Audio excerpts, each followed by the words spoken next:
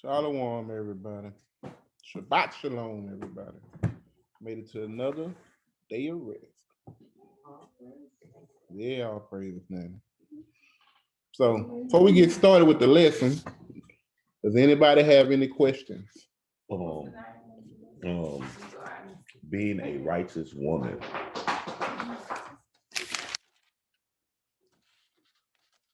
Anybody have any questions? Anything pertaining to the scriptures? Here we go.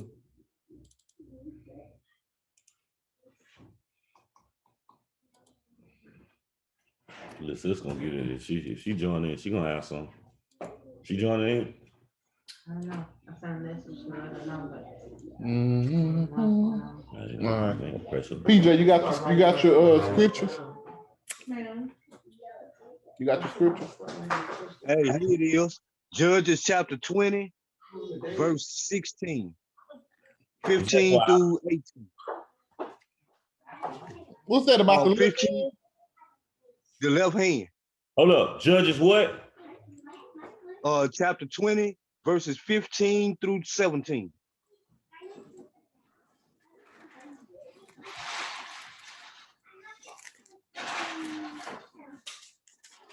$15 through $17, you say? This scripture not pertaining to the lesson. It's about that conversation we was just having. All right, it say, you want me to start at 14 out?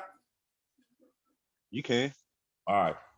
This Judges, y'all, chapter 20, verse 14. This has to do with the left hand. Let's talk about the left hand, y'all. Bina? Yeah, this has nothing to do with the lesson, y'all. You ain't got to write this for the lesson. All right, we're in Judges chapter 20, verse 14. But the children of Benjamin gathered themselves together out of the cities unto Gibeah to go out to battle against the children of Israel. And the children of Benjamin were numbered at that time out of the cities, 26,000 men that drew sword, beside the inhabitants of Gibeah, which were numbered 700 chosen men. Among all this people, there were 700 chosen men, left-handed. Everyone could sling stones at an hair breadth and not miss. God.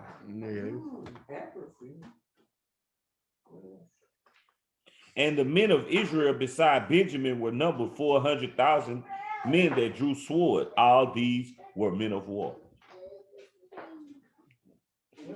So I don't see where it was left hand being a deformity. No, that's what we tell you. We trying to say, we wasn't saying in the Bible it say you deform. Yeah. We were saying that's what Western civilization used to tell us when. Okay, that being left-handed was like a mental illness or something. I think the Europeans shunned they left-handed. Yeah, they precise than a mug, man. Do you see that? At a hair breadth. So that's like right. They didn't say every one of them. Every one of them. Yeah, I was gonna say it showed accuracy. It showed me that they accurate, if anything. What? And they quick draws. Quick draws. Yeah. It don't say. Now this children of Benjamin, Peter was a right-hander. He's from Judah. No, he wasn't left-handed. That's the point I proved. I say he's from Judah. We right-handed. All right. Right-handed. So all our men was trained in war. Coming up, we always was trained in war. Like how we see it on TV. Oh, don't let the kids have guns and stuff like that. Now we trained our kids to know how to handle these things. Where they had swords and slingshots and bow and arrows back then. But I mean, still, that was weapons to kill somebody. Yeah, bow and arrow kill you. In what? Go clean through. Right. All right. It's not bad to teach your kids to fight. No. Well, don't be teaching kids don't fight anyway. That's just one thing, yeah, huh? You have to be responsible yourself in order to teach a child how to. Right. Well, that's the truth. That's the truth. We agree. That's the truth. All right. The scriptures will guide you. No questions. Before we start, PJ go read Psalms 121. It's on the screen. Psalms 121. Then we'll start the lesson.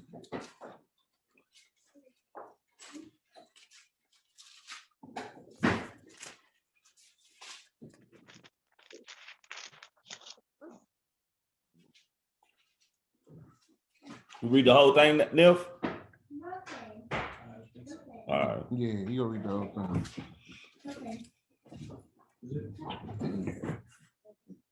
Yeah, it's 8 verses. Yeah, that's it.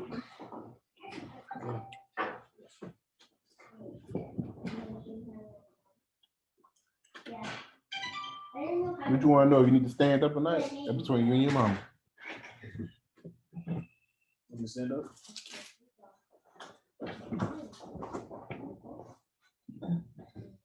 Gird up your loins. Call out your chapter. Then call out the verse that you're gonna start with, which is verse 1. What we going Get Psalms 121, What we going into? verse 1. He just reading the scripture. He just reading the scripture. Okay. This is not pertaining to the lesson. His mama picked this scripture from to read. Oh, that's all. Go ahead. Okay. Okay. I will lift up my eyes unto the hills, from whence cometh my help. My help cometh from the Lord, which made heaven and earth. He will not suffer thy foot to be moved. He that keepeth thee will not slumber. Behold, that keepeth Israel shall neither slumber nor sleep. The Lord is thy keeper. The Lord is thy shade upon the right hand.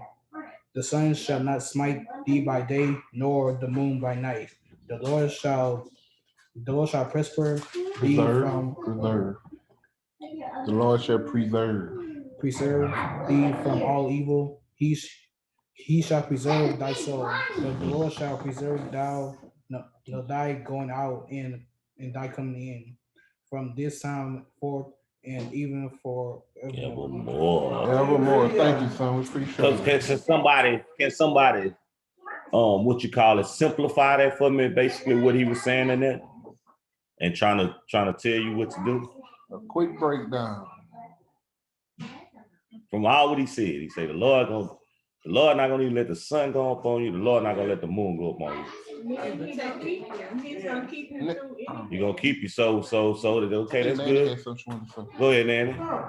Oh, I thought you did. No, I was just gonna say, when you trust in the Lord, you don't have to worry about his protection. This is what you're saying in that. All right, elaborate on what Nanny said. She right there on the point, but I want one word. There's one word that he's looking for. Huh? No, ma'am. But that's a good one though. What you saying? Protection. Yeah, all these is good answers, but that's not the one. Oh, who? What you said?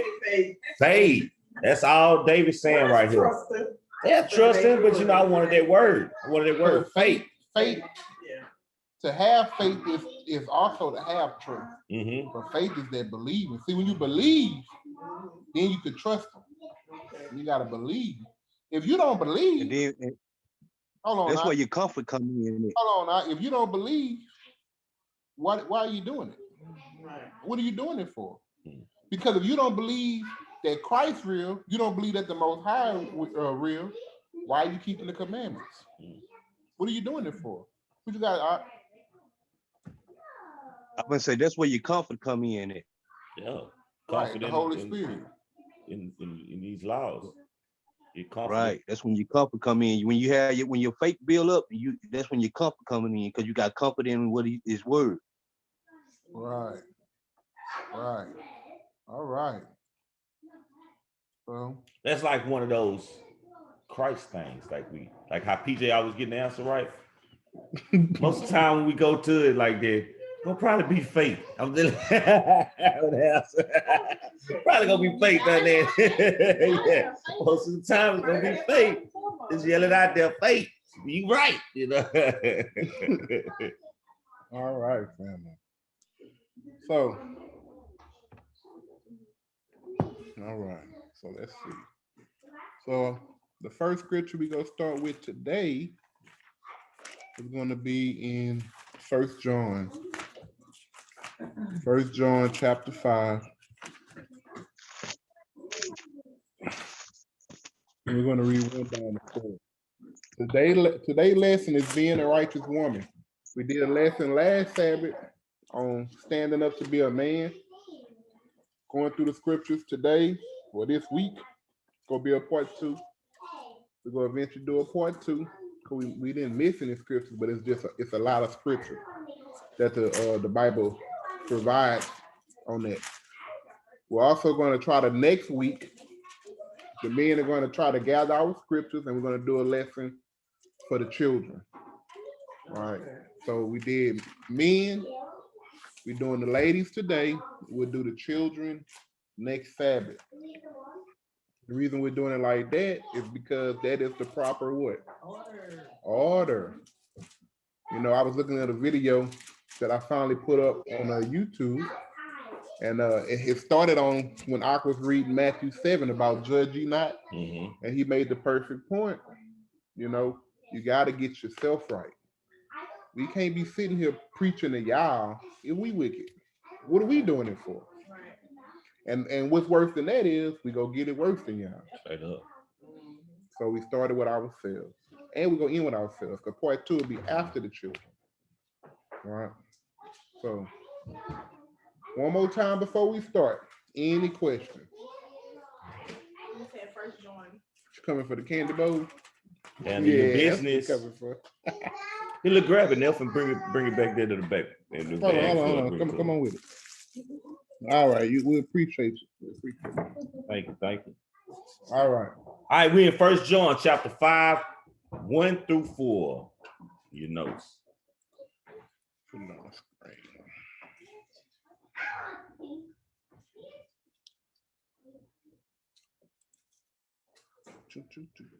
I got in my notes. Understanding Yah's love and how to overcome the world.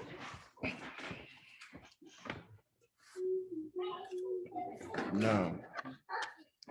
That's DJ. It's out.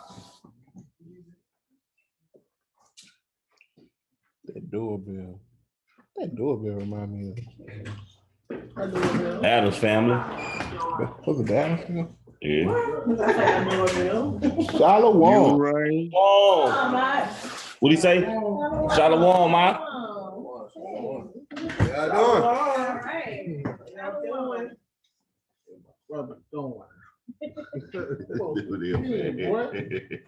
Going on, bro. How you feeling? Yes, sir. Shalom, Jay. What's going on now? Man, you try to take it there.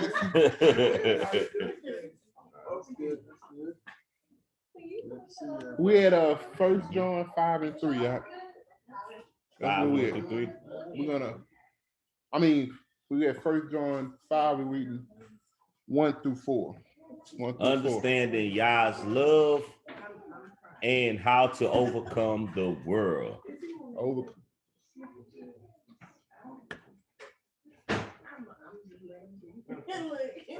Okay. The lesson today, I actually did the one on men last week, so this week we're doing the one on being a righteous woman.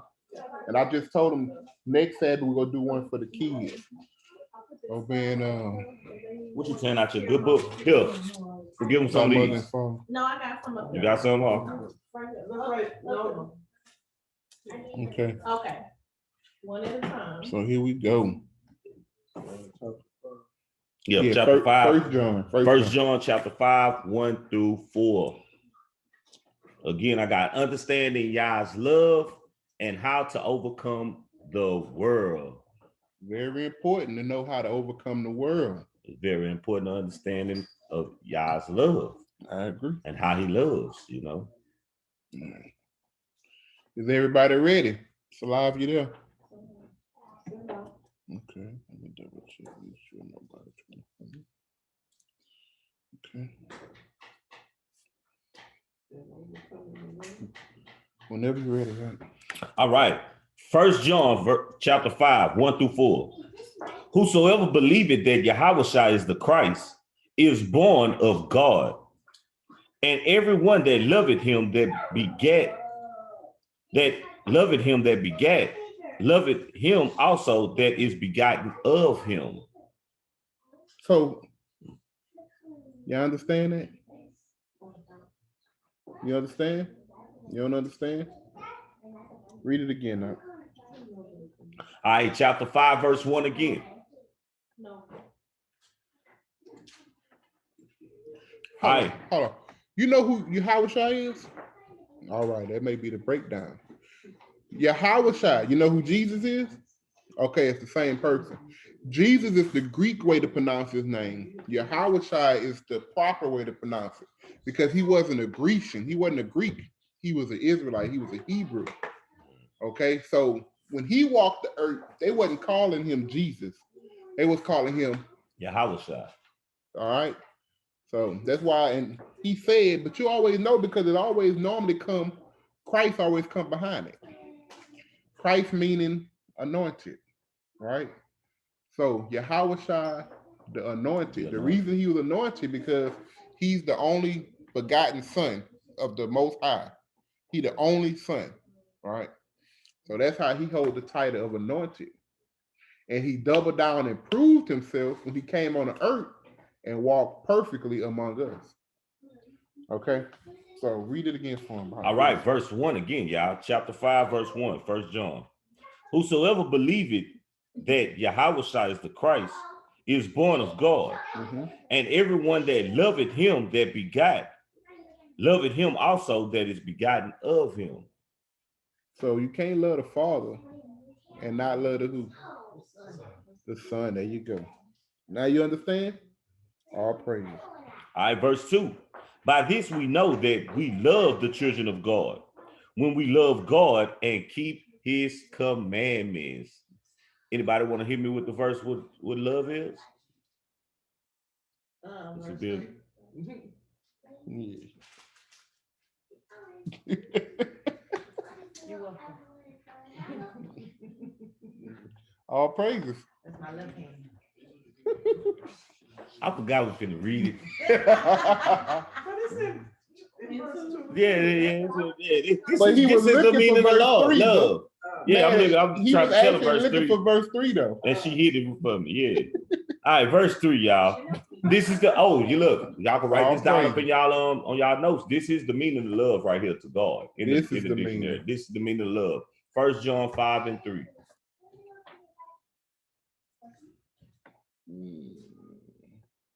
Y'all let me know once y'all finish writing this stuff.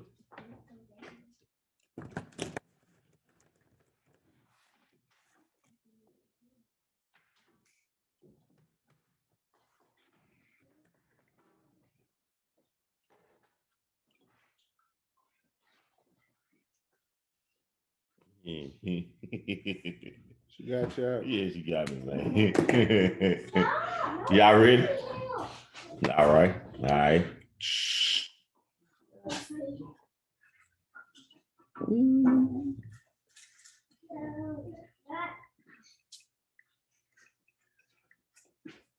Here we go.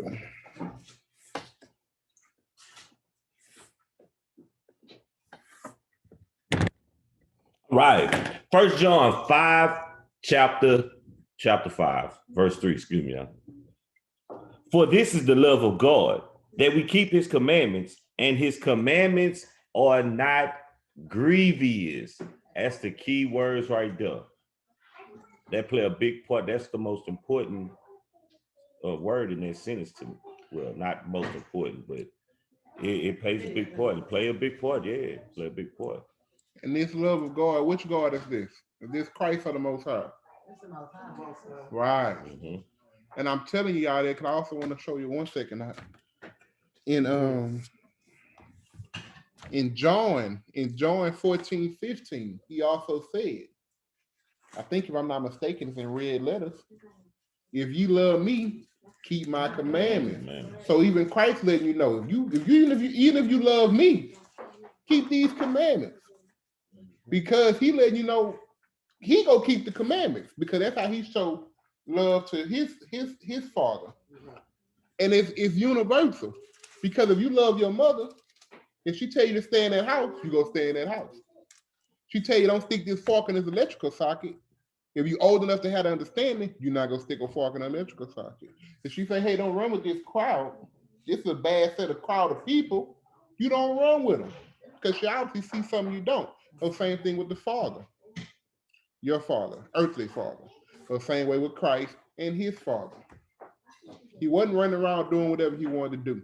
He was obedient, and he asked the same thing of us. Right? If you can't be obedient to your parents on earth, how can you be obedient to a father you never seen before. It makes no sense.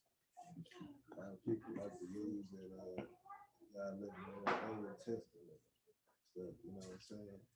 You know, probably you ain't gotta do all that. No more. Yeah. What that scripture said Yeah. right there, you know. They don't eat pork or anything like that. Right. You know what I'm saying? That's all part of They the- love to, you're right. They love to mix it up when you get to the New Testament. No.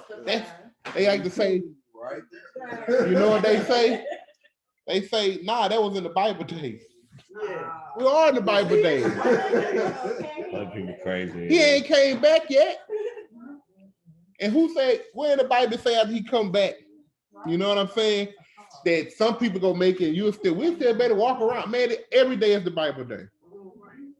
But they let the devil, right, that deceitful spirit mess with their minds. And they believe that out their own foolishness. That's why the Bible tell you, he made the wisdom of the world foolishness.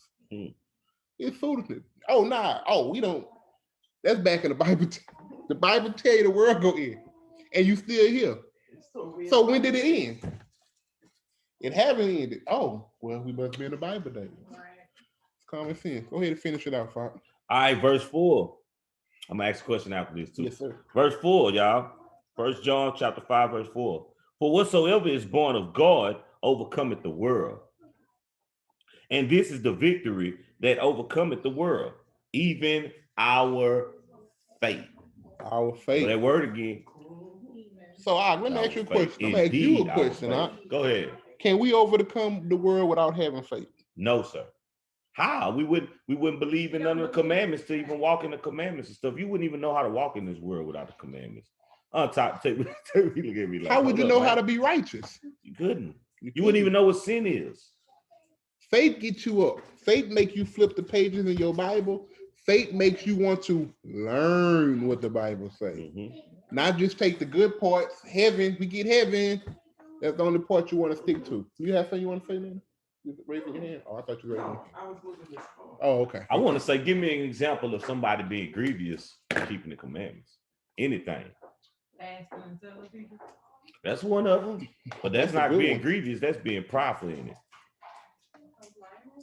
Complaining, yeah, complaining like said- how? Like I want She a said specific fasting and telling example. people. You know you're not supposed to fast and tell people. He said one example of being grievous while keeping the commandments. Right? Yeah. Oh, talking about how you want to eat certain food again or something like that.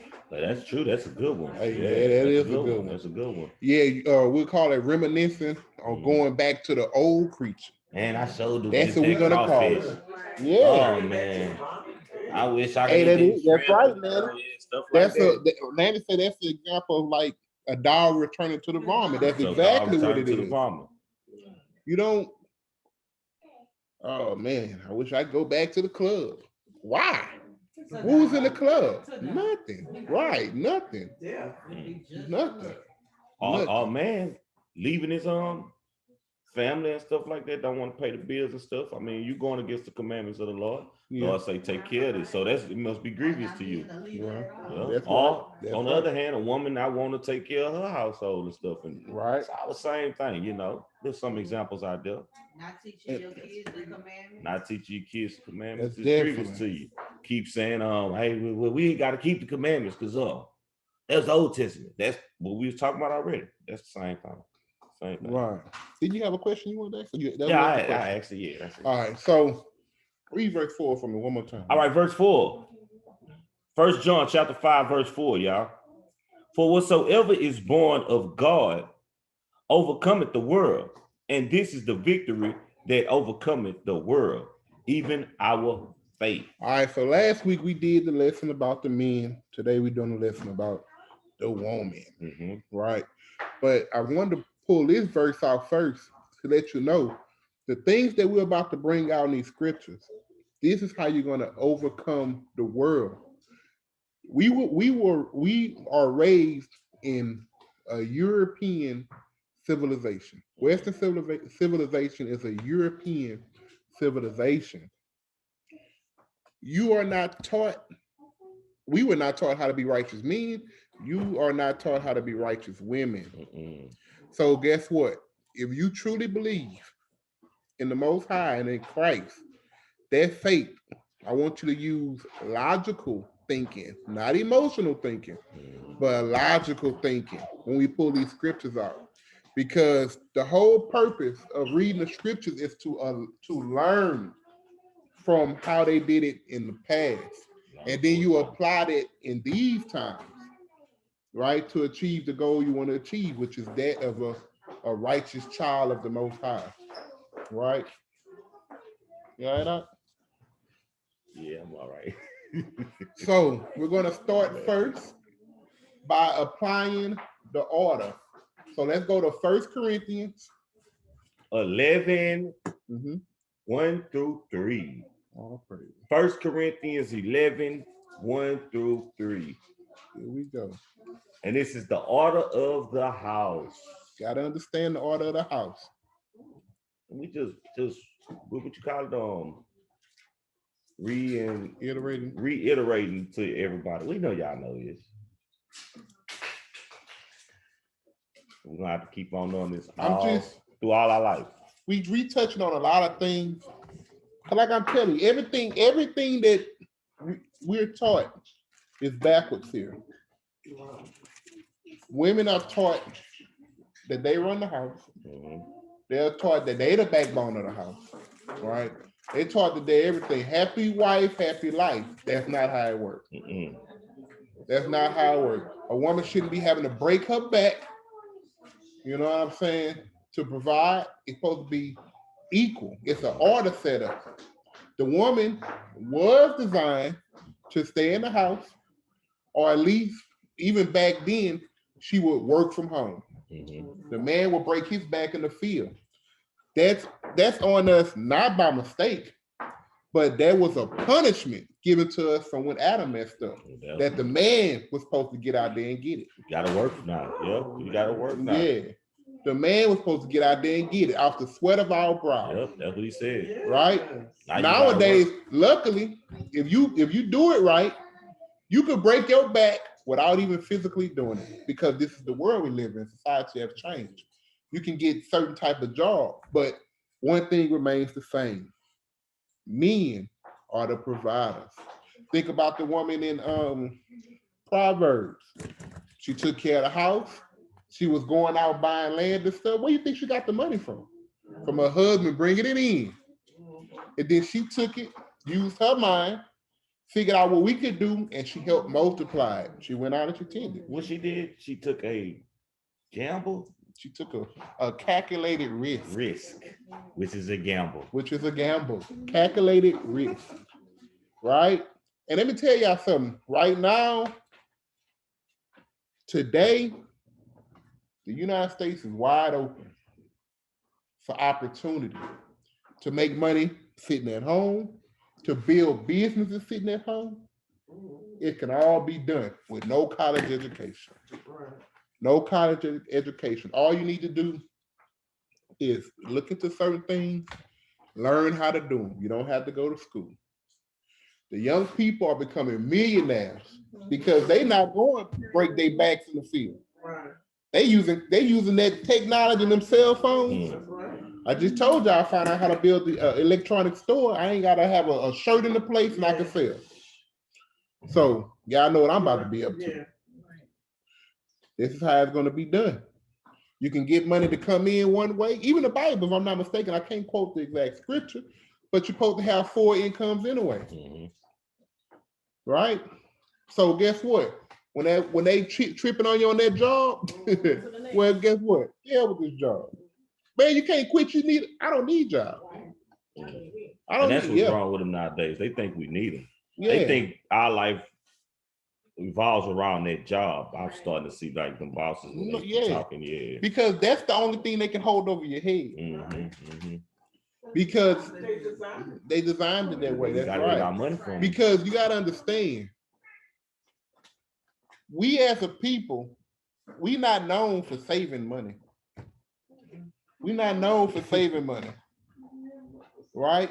And they know this. We known for getting a little money, and we want to get flashy. So without savings, they holding it over your head. Hey man, you know you need this job. You know you need this raise. But a man with 2 or 3 jobs, they call it passive income. How you You gonna know, when you can make money while you at work. how you gonna save with a 30,000 a year job anyway? So that's how they holding you back anyway. You can't save off of Yeah. you making 30,000 a year. How I'm gonna save? Man, I seen this one post on Facebook and it was so true. But this woman posted, what you make it your job is the ways they pay you to forget your dreams. They pay you to forget that you want to own your own business Yeah, because you become complacent. Mhm. We got to get out of that. yeah. So come on, Rock, let's start. Let's get it. All right, this is the order of the house. Mm-hmm. 1 Corinthians 11, 1 through 3. Be ye followers of me, even as I also am of Christ. Now I praise you, brethren, that you remember me in all things and keep the ordinances as I delivered them to you. But I would have you to know Mm-hmm. that the head of every man is Christ. All right. The head of Christ, the head of the woman is the man, and the head of Christ is God. That's straight to the point, right? So if we're above the women, who above us? Right. Right. So y'all answer to us. We answer to the Christ. And even Christ answered to somebody, the Most High. So this is the order. And this is biblically how he designed it to be. Remember, he didn't give this order to everybody. He gave it to who? To the Israelites. He gave it to us. A lot of our problems in the home come from us not understanding this order.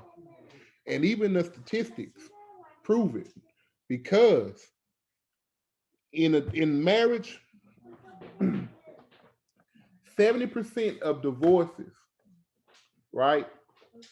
70% of marriages, they say end in divorce. Mhm. Like 65% of the marriages are started by the woman, right? Right? The marriages. They ended by the woman. They're ended by the woman. The divorce is started, I meant to say. I apologize. The divorce is decreed by the woman. She just leaves. Now, I'm not saying all 65% is for no reason, but I guarantee you, if you take every case and look at them, y'all know what the reason is women leaving. They don't want to deal with this particular man. They don't want to stick it out. Some of the men are probably abusive, no good. I'm going to give them that. You know what I'm saying? We ain't going to take that from them. But I'm saying women are the ones walking away, not the men. But it's both sides. It's Yeah. nobody getting proved.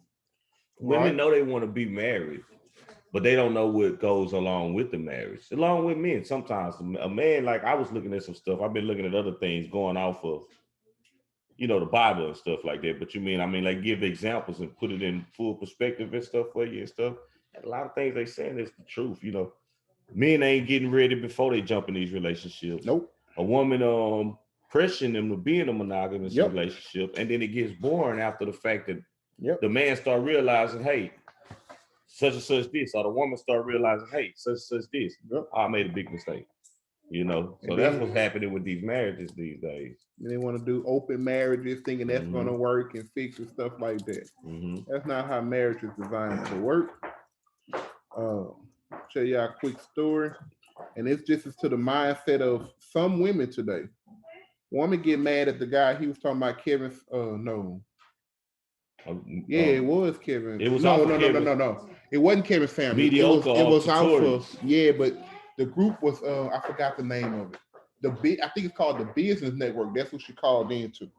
And she talking to this man, and he talking about marriage and stuff. She called in and says that, I don't know if you've seen this. She calls in, now she want to argue with this man, talking about women that been married more than once, that that's not a negative thing to them. But he trying to get her to realize we looking at this from a man's standpoint. It's negative to men. Mhm.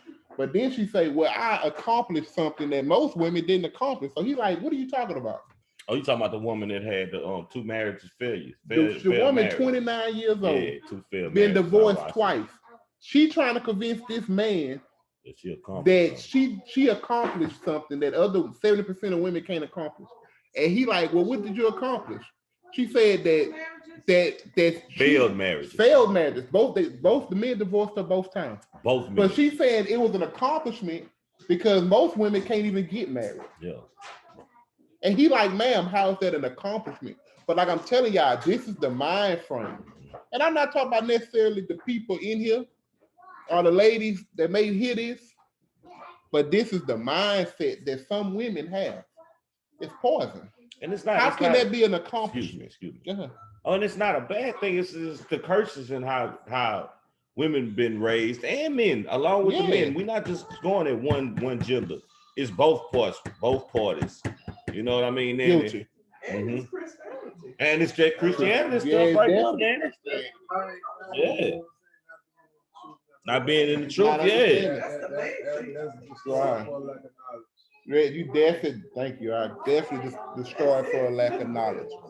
Yeah, but I mean, and that's what's really going on the internet right now. Well, I'm thinking it because I guess that's all that's on my timeline. But is this what that word is? What, spirit? Mental spirit. The black man The men like, man, we're not having this no more. You know, and they get there, and Kevin Samuels like the leader of the whole little march right now. For men to stand up. Stand up, yeah, and get your worth. They tell them, man, stop selling it. What's not? Yes, we do. Yeah, what, and that's right. But it's from what he going off about is y'all want to be led, but y'all want to be led the way y'all want it, not how we. You know what I'm saying? Like it's like, okay, I want to be led, but you can't tell me that. You know, you see what I'm saying? That's what he's saying. But I think women want to be led righteously once they know what the truth is. Mm-hmm. Right. Right. Okay. Yeah, but all of them not in the truth now. Nah. Yeah. See, they not, but I understand what you're saying, but that's the point. And the movement ain't even just about women either. No. It's also about men standing up to other men saying, hey man, stop letting that woman walk over you. Stop simping. Stop, because when she walk over you, no, it's an order thing. Because even when you take the scriptures out the way, it still should be an order in the house. We coming from the biblical side, but we still showing you that even men that don't know nothing about the Bible, they see it too. And they are starting to stand up. It's in their hearts. Yeah, it's in their hearts. This is not right. Because everything he be saying, it's not that he just ain't read the Bible, but he'll probably go look. He'll probably go look in it and be like, man, because he quotes scriptures too. Yeah. He quotes scriptures too. And that's why I'm telling y'all, like a lot of these videos, if y'all get a chance to start, I put up a good one in the messenger group.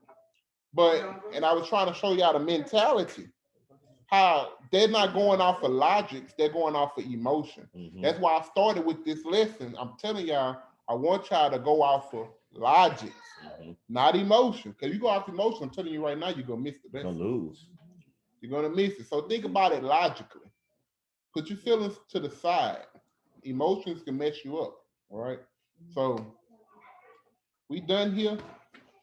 We're gonna pick up Order of the house. Ezekiel 34 and 30 through 31. No, Ezekiel chapter 34 and 31, huh? You said 34 through 31? No, I know. I said Ezekiel chapter 34, 30 through 31. Oh, okay. I'm tripping. I just ran it all together. My bad. No, that's my fault. I misheard you. Yeah, it is your fault. Thank you. All right.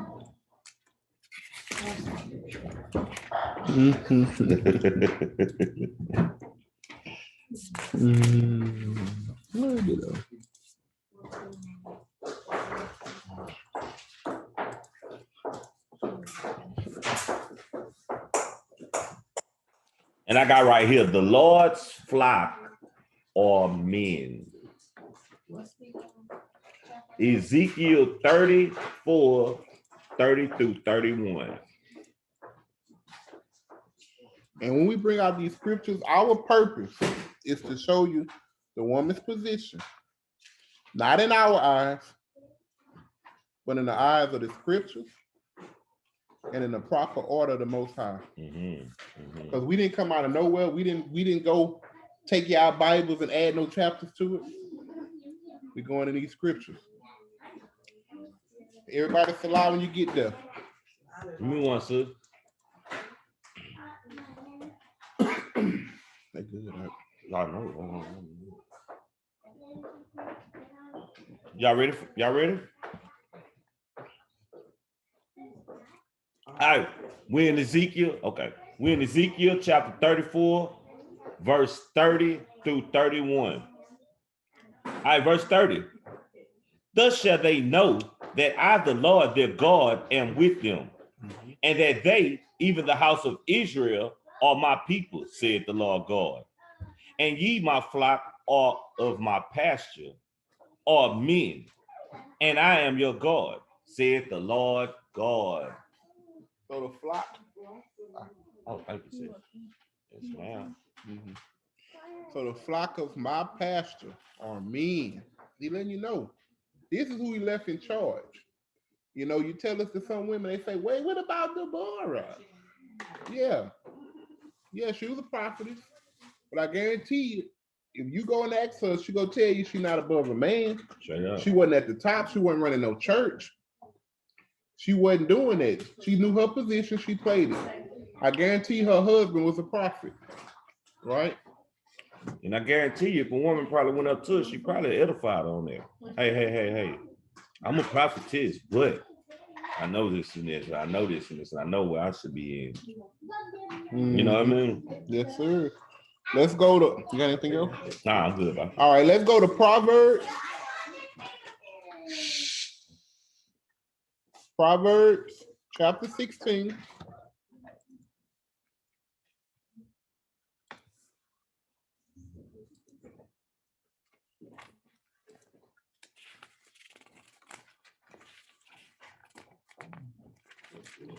We're going to read 17 and 18. Proverbs 16, chapter 16, verse 17 through 18. And I got pride goeth before destruction. Right. It's Yeah. very important what that pride do to you. Start at 16. Start Huh? at 16 up. Not pride. We know that there's a good pride, but there's a wrong pride too. Right? All right. So is the good pride really integrity? I didn't understand. Is the good pride really like integrity? Yeah, you could take, like you take pride in your work, doing it neatly. Yeah. You know what I'm saying? You could take pride in teaching, but you can also have pride in doing wrong. You know, sometimes it can evolve into stubbornness, things like that. So don't worry, sis. We go get into it. But pride is, yeah, he said we're gonna start at 16.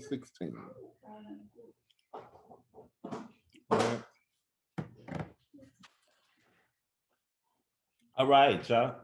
Everybody ready? Yep. All right, we're in Proverbs chapter 16, verse 17 through 18. I'm gonna start at 16. Excuse me, y'all. 16 through 18. Verse 16.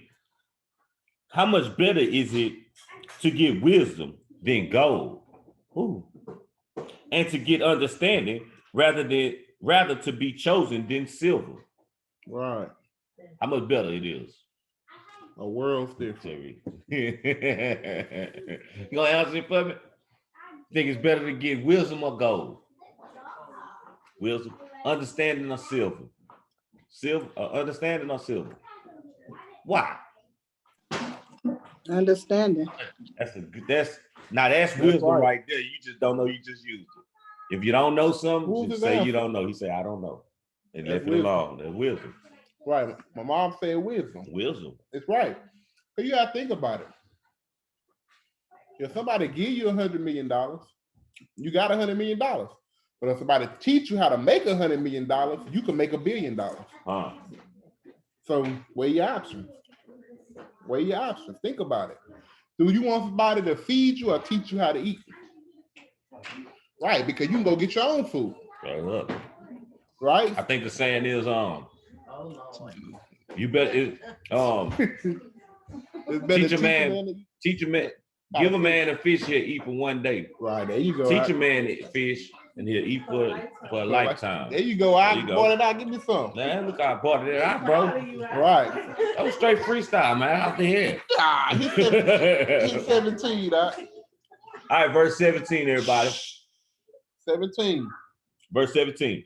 The highway of the upright is to depart from evil. He that keepeth his way preserveth his soul. Uh-huh. Pride goeth before destruction, and a haughty spirit before a fall. Okay, so we got two different elements right here. Pride go before destruction. Mhm. Remember, one example of that pride. Remember Jehoshaphat and Ahab was on that mountain, that plateau? Talk about they about to go to war. The prophet said, don't go to war. I'm gonna go anyway. What happened to Ahab? He got himself killed. Mhm. A haughty spirit before a fall. Somebody give me a definition of a haughty spirit. Ooh. Example, haughty spirit.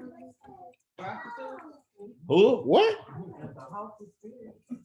What you said, baby? I mean, Nah, that ain't Nah, all that mean, baby. prostitution is not haughty. Yeah. Prostitution not haughty. Look at this. That's a harlot. Yeah. Huh? This mine. I was like, nah, That's a baby, whole. that's not haughty. Nah. Haughty. Look it up, baby. Look it up. Haughtiness is like to Haughtiness is to Haughty. Look it up, Noonie. Look it up. Look it up. You I already ain't got it. cheating. I know. I just want to do it. Yeah. Yeah. Look at her. That's what. That's what. It's- But bougie, Hey, ain't that what bougie the is word a, say? what is it, a synonym or acronym? A synonym, I think. It Hey, is. What's the Bougie is verse? What's up? Before you give an answer of foods and stuff, you might as well go look it up, right? Ain't that some verse? I think you. I'm not sure. Yeah. Because when you said that, the first thing was my mind was before you come, it's better to give. I think it's better not to speak than give the. answer Yeah, of that's what I'm food or talking something about. like that. Yeah. Yeah. I think you're talking about. Look. Let's see. Y'all looking up that haughty? We want to know the answer. We want to know the answer. Let me see. Look, is this what you're talking about? Keep that food not over and be more ready to hear than to give the sacrifice for food. Yeah, that's what I'm talking about. All right. So look, we're gonna bring out the scripture he was referring to is Ecclesiastes chapter 5, verse 1. Keep thy foot when thou goest to the house of God, and be more ready to hear than to give the sacrifice of fools, for they consider not that they do evil. Right? All right. No, that's not for house. That was what just a verse I brought out. Yeah, what he was talking about, look it up. I was trying to say, Instead look of it up giving- instead of just blurting out answers. Right. Look at verse 2. Be not rash with thy mouth, and let not thine heart be hasty to utter anything before God. For God is in heaven and thou upon the earth. Therefore, let thy words Be few. Few. And we are in the house of the Lord. We gathered here, the Lord is here. Right? So he made a great point. So I got the word haughty. I'm gonna let I read it to y'all. Haughty. Haughty. Haughty. Haughty. Arrogantly superior and disdainful. And that's bougie. If y'all didn't know. Right? So that arrogantly superior, that comes before a fall.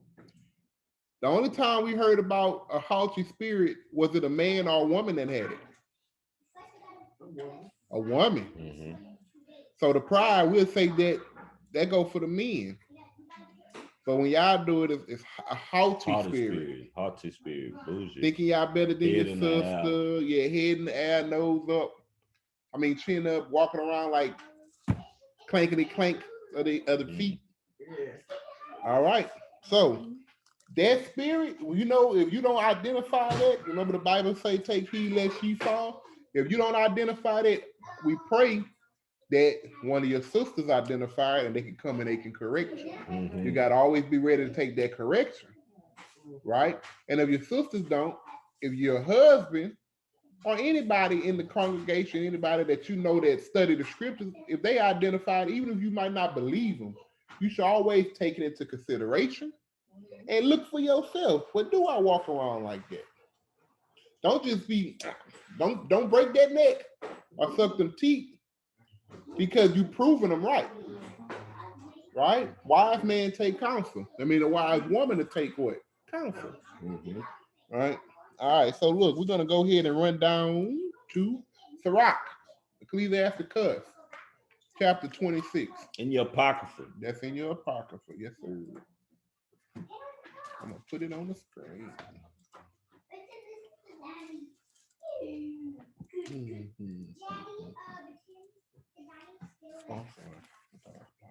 No. Okay. When Ecclesiasticus, Sirach, if you want to, 26 and 26.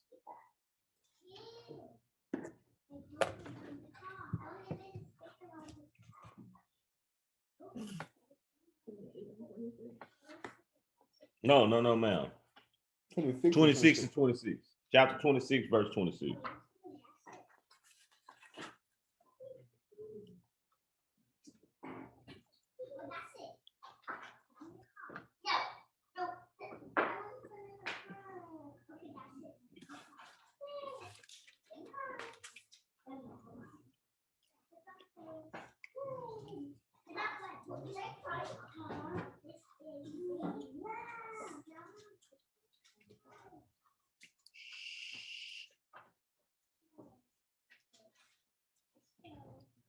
Salah, when you there? All right, we got one. Salah. You understand So everything? go from 26. You're gonna just read 26. Yeah, I'm gonna double back and get them. Oh, come back to him. Yeah. That's why I plan on reading Muslims when we get to the back right here. You want to say I'm gonna make some examples? Oh, all right. Yeah, we're gonna double back. All right. I'm about to read it. 26. And if y'all want, y'all can put what not to be as a woman. Right. What I got right here?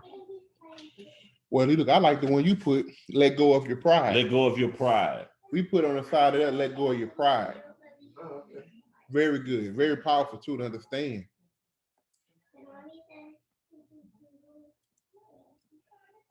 Right? Let go.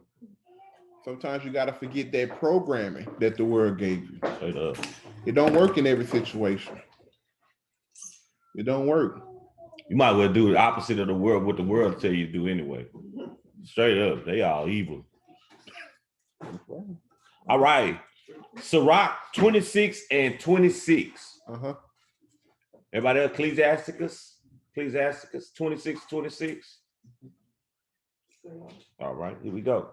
Verse 26. A woman that honoreth her husband shall be judged wise of all.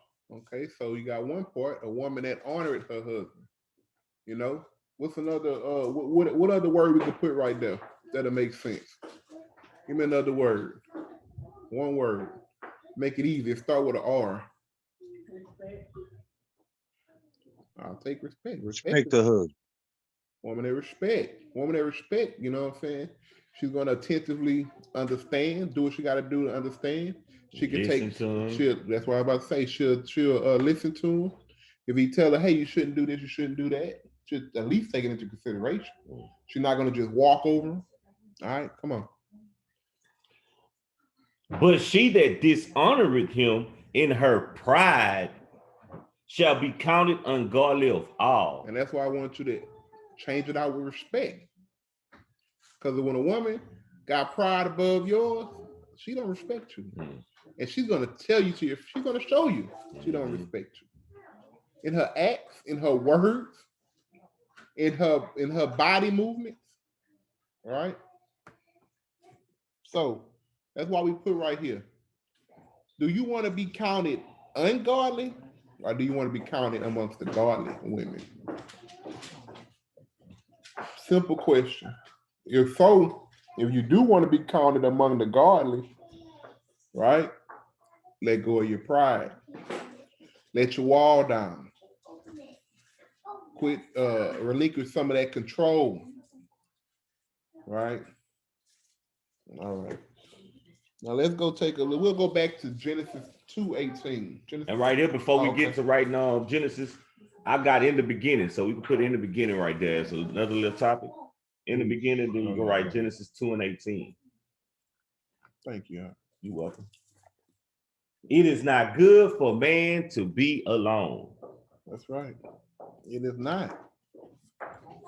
And that go both ways. Because I mean, it's not good for a woman to be alone. Right. What the scriptures tell you she becomes? Huh?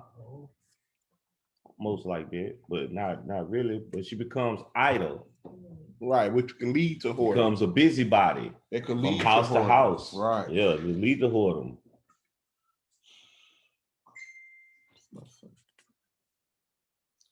So we're at Genesis chapter 2. We're about to read verse 18. So allow when you get there.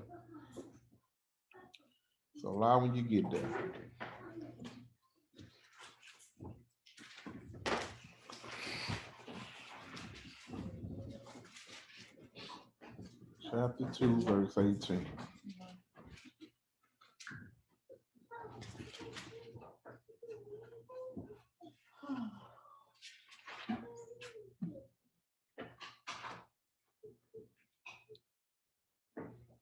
I know we got it. It's not good for a man to be alone, but for a woman or a man to be alone. But y'all understand what he's saying when he say that. Huh?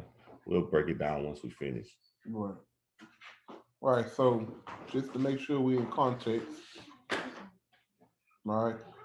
Chapter 1, he had already created men and women.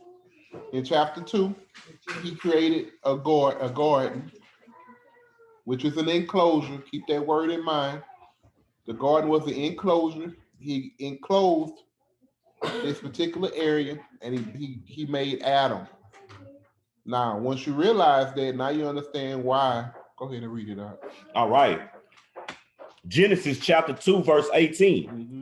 And the Lord God said, it is not good that the man should be alone. I will make him an helpmeet for him.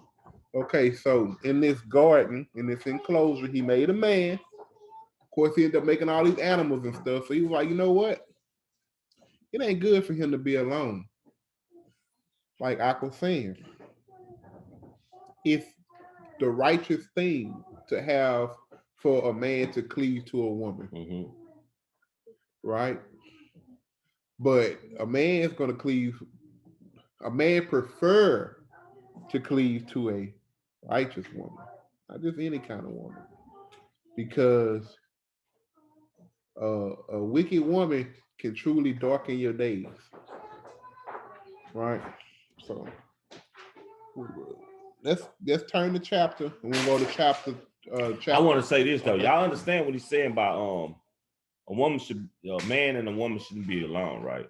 Now, excuse me, Nanny, but like a widow, he's not talking about those, you know what I'm saying? Like they live their lives and stuff like that, and what he also says, at that age, sometimes they can't go and get a new man. So he's not talking about them, and God gonna be there for them after that happens anyway. So what he's talking about, a young man and a young woman. You shouldn't be alone. You become idle. The women become idle. The man, he become a whoremonger and all kind of stuff like that. Don't know what to do with his life. So that's basically what he's talking about. Don't have no purpose. Don't have no life. purpose, no goals or nothing, you know, no order, nothing, you know. Right. I agree. Let's turn the chapter. We're going to chapter 3.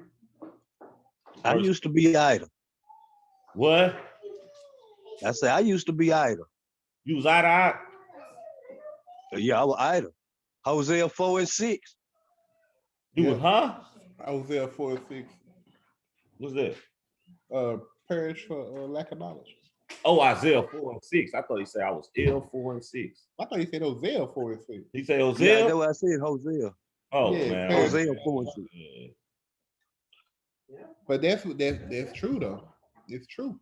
When you idle, it's and being idle is not. Being idle, in my opinion, is when you're not focused on the Lord. Mm-hmm. When you're not focused on the Lord, you idle. So it ain't about, you got some people that say, oh, I don't believe in God. I'm gonna go get this doctorate degree. You still idle. Yeah. You dead, you don't even know it. Especially if you us. You dead, you don't know it. Because that doctorate, it ain't gonna do nothing for you in the long run. You still gonna be lonely. You gonna be lonely with a good paying job, no children. Man, the man broke down something to me. I was looking at him. And the girl was like, she wanted to be a trauma surgeon. So he said, you want to be married? She was like, yeah, I want 3 kids. So he said, well, why you gonna go getting all that debt?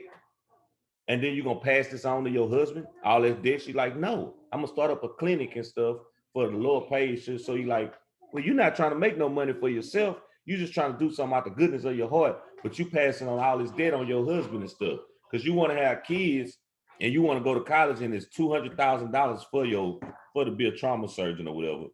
He said, you don't have the money, you live with your mom and stuff like that. He like, and then he say, after you have your first kid, you say you don't want to start working back again until after your kid turned 5.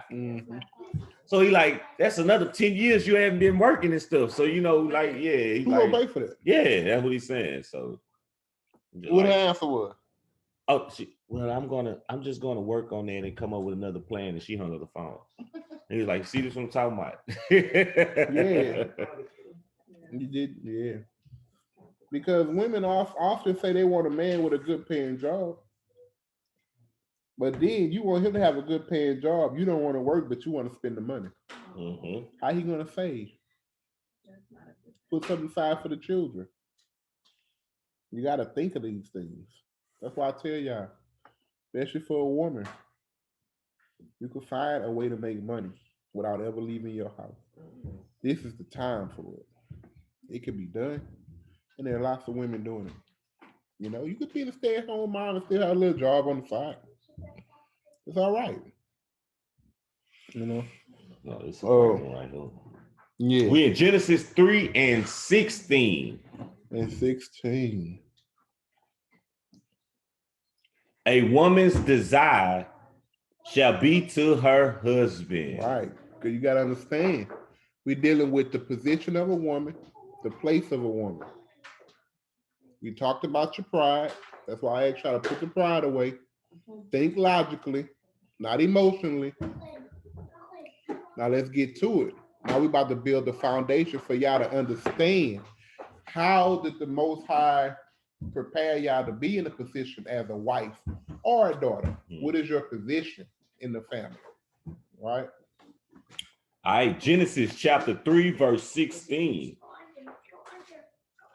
Unto the woman he said, I will greatly multiply thy sorrow and thy conception. In sorrow thou shalt bring forth children. Hold on, 1 second. So before Eve did what she did, y'all wasn't even supposed to have pain when y'all gave birth. All that pain y'all experienced, they tell you how painful it is for a woman to give labor. That's punishment from Eve doing what? Being disobedient. She was disobedient not only to her husband, but to who? Right. So that right there, that passed down generations to generations to generations. Right? Go ahead and finish it for me, please. All right. And thy desire shall be to thy husband, and he shall rule over thee. No, they equal. Nah, they gonna rule over thee. You rule over thee. Now he shouldn't be no tyrant. I'm gonna say it every time. He shouldn't be no tyrant, but your husband rules over thee.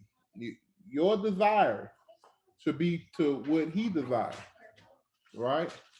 So if you talking to a man and you know that this man desire to be the Call of Duty champion of the world, and you marry him, now you mad that he plays video games? Who fault is that? Everybody laughing, but you gotta take responsibility. Y'all hear the stereotype that's out there about the black women and stuff, right? I mean, it's not a joke. They'll say the black women, y'all sit there and all right, let's lose an example. They say a white man to be sitting there watching football with his homies. He say that white woman gonna go and try to be the best, whatever team he is, she gonna try to be the best fan and cheerleader for him and everything. She gonna get involved in what her husband doing. Now they say with a black woman, she see hers, this the stereotype. She gonna go against him, talk noise on him, talk down on him. All you want to do is look at football and this and that. But this white woman, she trying to get involved in her desires towards her husband. And this is the stereotype out there. But I mean, a little bit of it is true. You know, we ain't gonna knock that. A little bit of it is true. Right. But that's what your desire should be. I'm showing you this also for anybody that may hear our voice or see this lesson.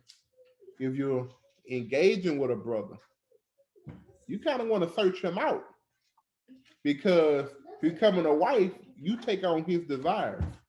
Now, with the story I gave, if he desires to open the trauma center, that should be your desire too, Mhm.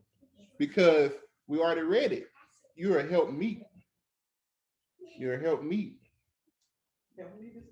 Help me this desire. Nanny hit it on the head, Yeah. right? So that's how it is. But the world of they got us all messed up. Like I just said it earlier. We got a happy wife, happy life. So that's That's reverse. reverse, yeah. It's like the man's desires toward the woman. Nah, that's not how it's supposed to be. We wasn't made for the woman was made for us. And the Bible says this. And they go back to, if you think about it, go back to what I told y'all about the statistics. How, okay, I sit back and look at this thing called Reddit. My wife will tell you. Mhm. And it's people putting up their stories of cheating spouses, things like this. All these stories I listen to, it's mostly women that be cheating. And I'm not gonna pick them, but it be mostly women. They all say the same thing. They wasn't happy. Why you cheated? I wasn't happy. Then they cheat.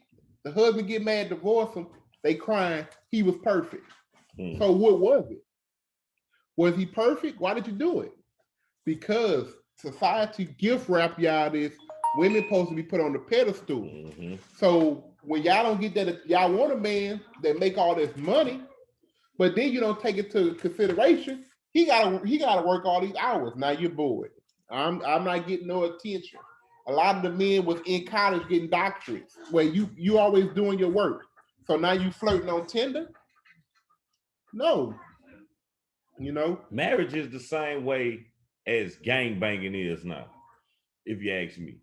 Like all these little kids want to go be gang bangers and stuff because they see the flashy money and the flashy cars and these dudes wearing jewelry, but they don't understand that most of these dudes that went to jail, got killed, most of their homies and stuff. They don't see the other side of it. That's the same way with a marriage with modern day women. I'm gonna say it like that. Right. Like they want marriage and they know they're supposed to be married, but they don't want the responsibilities that come along with it. You know, so then that's how the marriage get messed up too. That makes sense, like, because a lot of women want the wedding, but not the marriage. Not the marriage, you know. They want the wedding. They want to take the pictures. They want to be able to have this princess date. Mm-hmm. But then after the honeymoon, that's when the marriage kick in. You don't want to do that. Mm. Why did you get married? Because you were sold this. Disney sold you this happily ever after. But Disney don't show you about the work you got to put in. And I'm sorry to say it, but you got simps that's falling for the WAP. They go in it. You know what I'm saying? I don't want to say it, but I mean, that's what it is. You got the simps that's falling for the WAP. So you got women like Cardi B and all of them saying, I don't cook and I don't clean, but this and that. And no man want no woman that don't cook and clean. I don't want to eat in no restaurant every day. You know what I'm saying? So it's a lie. And just to backdoor what he said about Cardi B, her husband put a video out and he shamed her on the internet. He say he put a video of her cleaning up, and then he say, I don't know why y'all let her tell you she cook and clean. Yep. That's how she got a husband. And say she cooked very well. Yeah. That. She know how to and cook. She like keep a that. clean house. But she tell y'all that. You know, it's because they sell y'all. They sell y'all what they want to try to believe. And most of the time they sell you what they want. They sell it to our women because they use it to destroy our houses. Right? Beyonce saying send him to the left. Her husband cheated on her, didn't he? She ain't pack him to the left. But she tell you to put yours to the left. Right? But it all starts from the beginning. You know, we go out and we don't know that your worth. Our women for sure don't know their worth. And I'm not even gonna knock them because the men is so destroyed too. That you got women out there that's going and giving themselves away just for their love of they didn't have in the household and stuff. So now it's all messed up and stuff. And you can't knock them, but it is what it is. Everybody got to be revamped. Mhm, The men, the women, mhm. and if we don't start today, you might as well pay attention to the next generation because they're gonna do the exact same thing. Yeah, because I know we talking about women right now, but one of these verses, a wicked woman is, man, I know we was wicked when we first got together. We got some work to do. You know what I Right. mean? We didn't understand nothing about the Bible when we first got together, man. It was a joke, probably. You know? You're right. The next scripture, you know, Yeah, I'm there. the next scripture is gonna be Sirach 36, 24 through 25.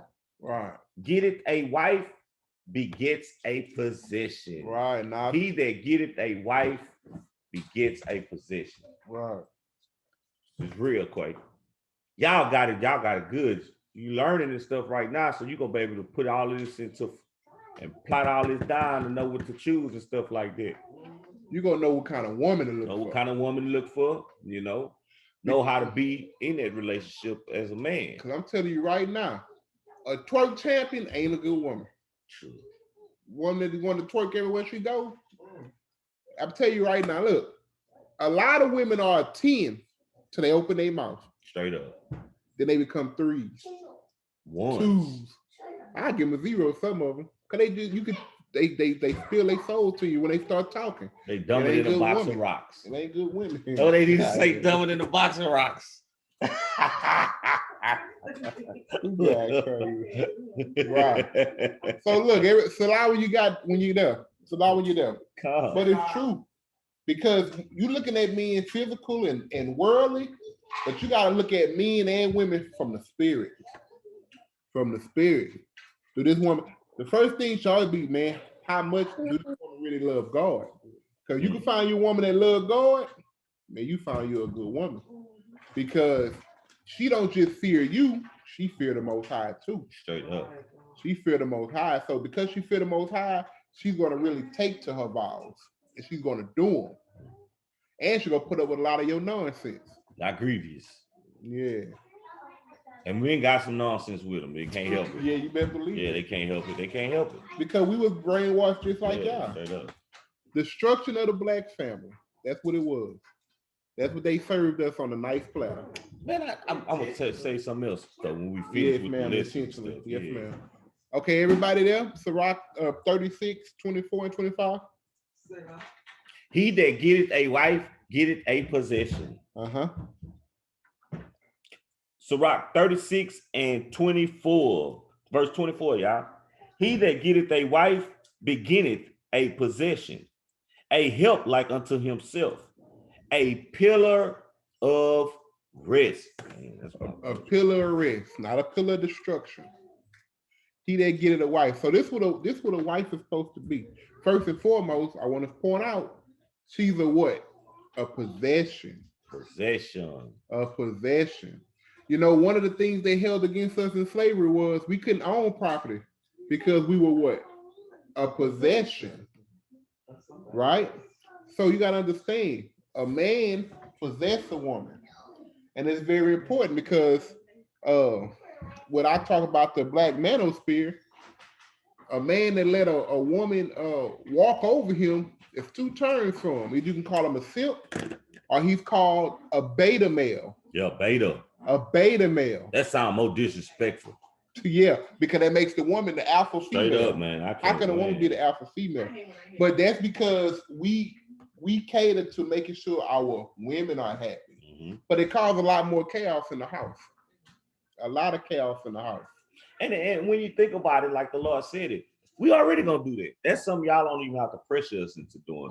A man gonna already go and bend over back, a man, a righteous man, a man, or even just a man, really, period. Yeah, Gonna already man. bend over backwards for his woman. So that's why he never had to explain men. Well, he did say do benevolence, though. That's one thing he did say. Yeah, you it's owed to us, so don't try to deny her for me. But he never said that a man not gonna take up. He said it that a man is he go toil and pain all day, and he bring all his money back to the woman. You know what I'm saying? Yeah, that's what he do it for. Mm-hmm.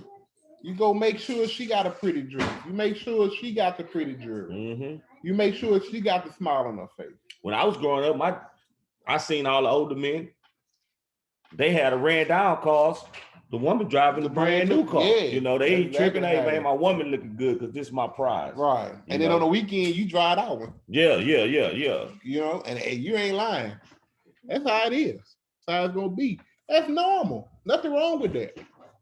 You know, because most men, the things we do, why we need to take the brand new car to work anyway. Don't But we need it. going to work. I'm not going nowhere. Mm. I might hit the grocery store on the way home. I don't have to stunt for nobody. You know, we going to work. Coming home. You're gonna make sure that, yeah, you're gonna make sure.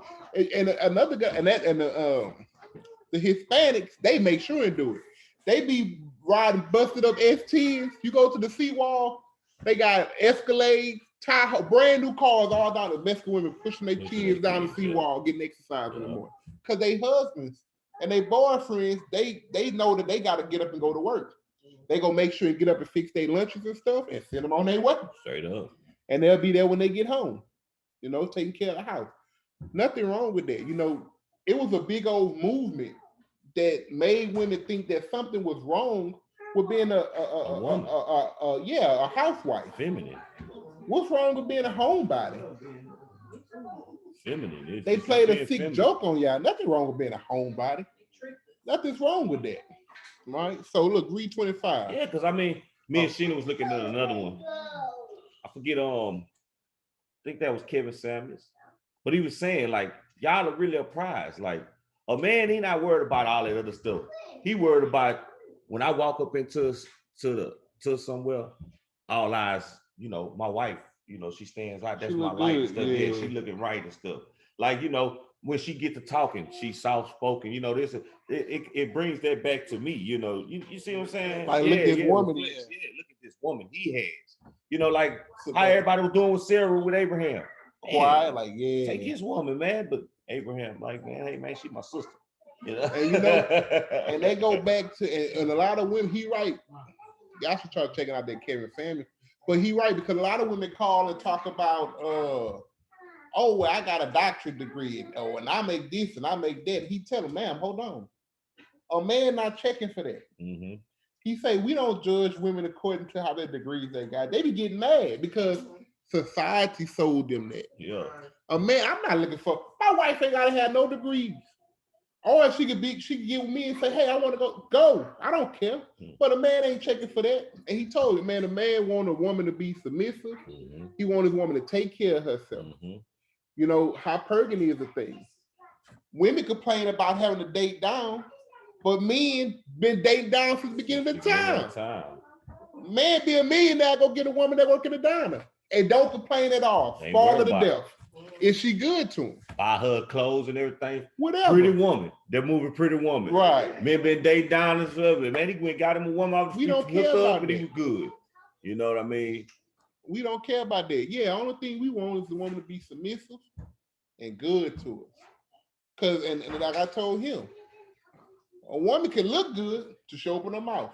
Then boom. And then woman, you think she ain't that pretty when you find out how she really is. She a 15. 15 diamonds. You know what I'm saying? Like that's what me ain't worried about. Another thing he touched on, what I want to say is, and he say, and a female person touched in with it too, and she was like, they need to stop thinking what they think is that the man want, and start really listening to him. What men want. And what men want, and then you would understand. You wouldn't even. It's real easy. It's easier than what you think. And she was saying that she's like, man, it was way easier than I thought it was. He's simple. All he wants is this, you know. He only want back to this and this and that. Like I thought he did. He just wanted this little simple stuff and stuff like that. They go back to the divide of your husband. Yeah. We very simple. Mm-hmm. We don't require y'all to wear these heels and stuff. Man, a man don't care about that. Man fall in love with a woman with jogging pants on. And a hat and ponytail. Because she's sweet to him. Because she's friendly to him. We don't think like that.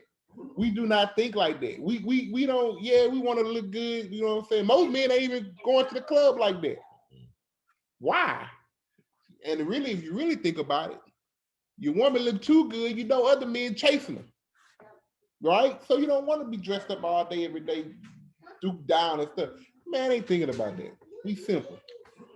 All right, read 25, all right? All right, verse 25, y'all. where no hedge is, when Ecclesiasticus chapter 36, verse 25, where no hedge is, there the possession is spoiled. Right. So you gotta set what? Boundaries. You gotta also set boundaries. You don't want to go in too far. You know, I don't know if we're gonna touch on it today, but there's also a scripture about how a man deal with his daughter. And they say that you don't let her have too much freedom.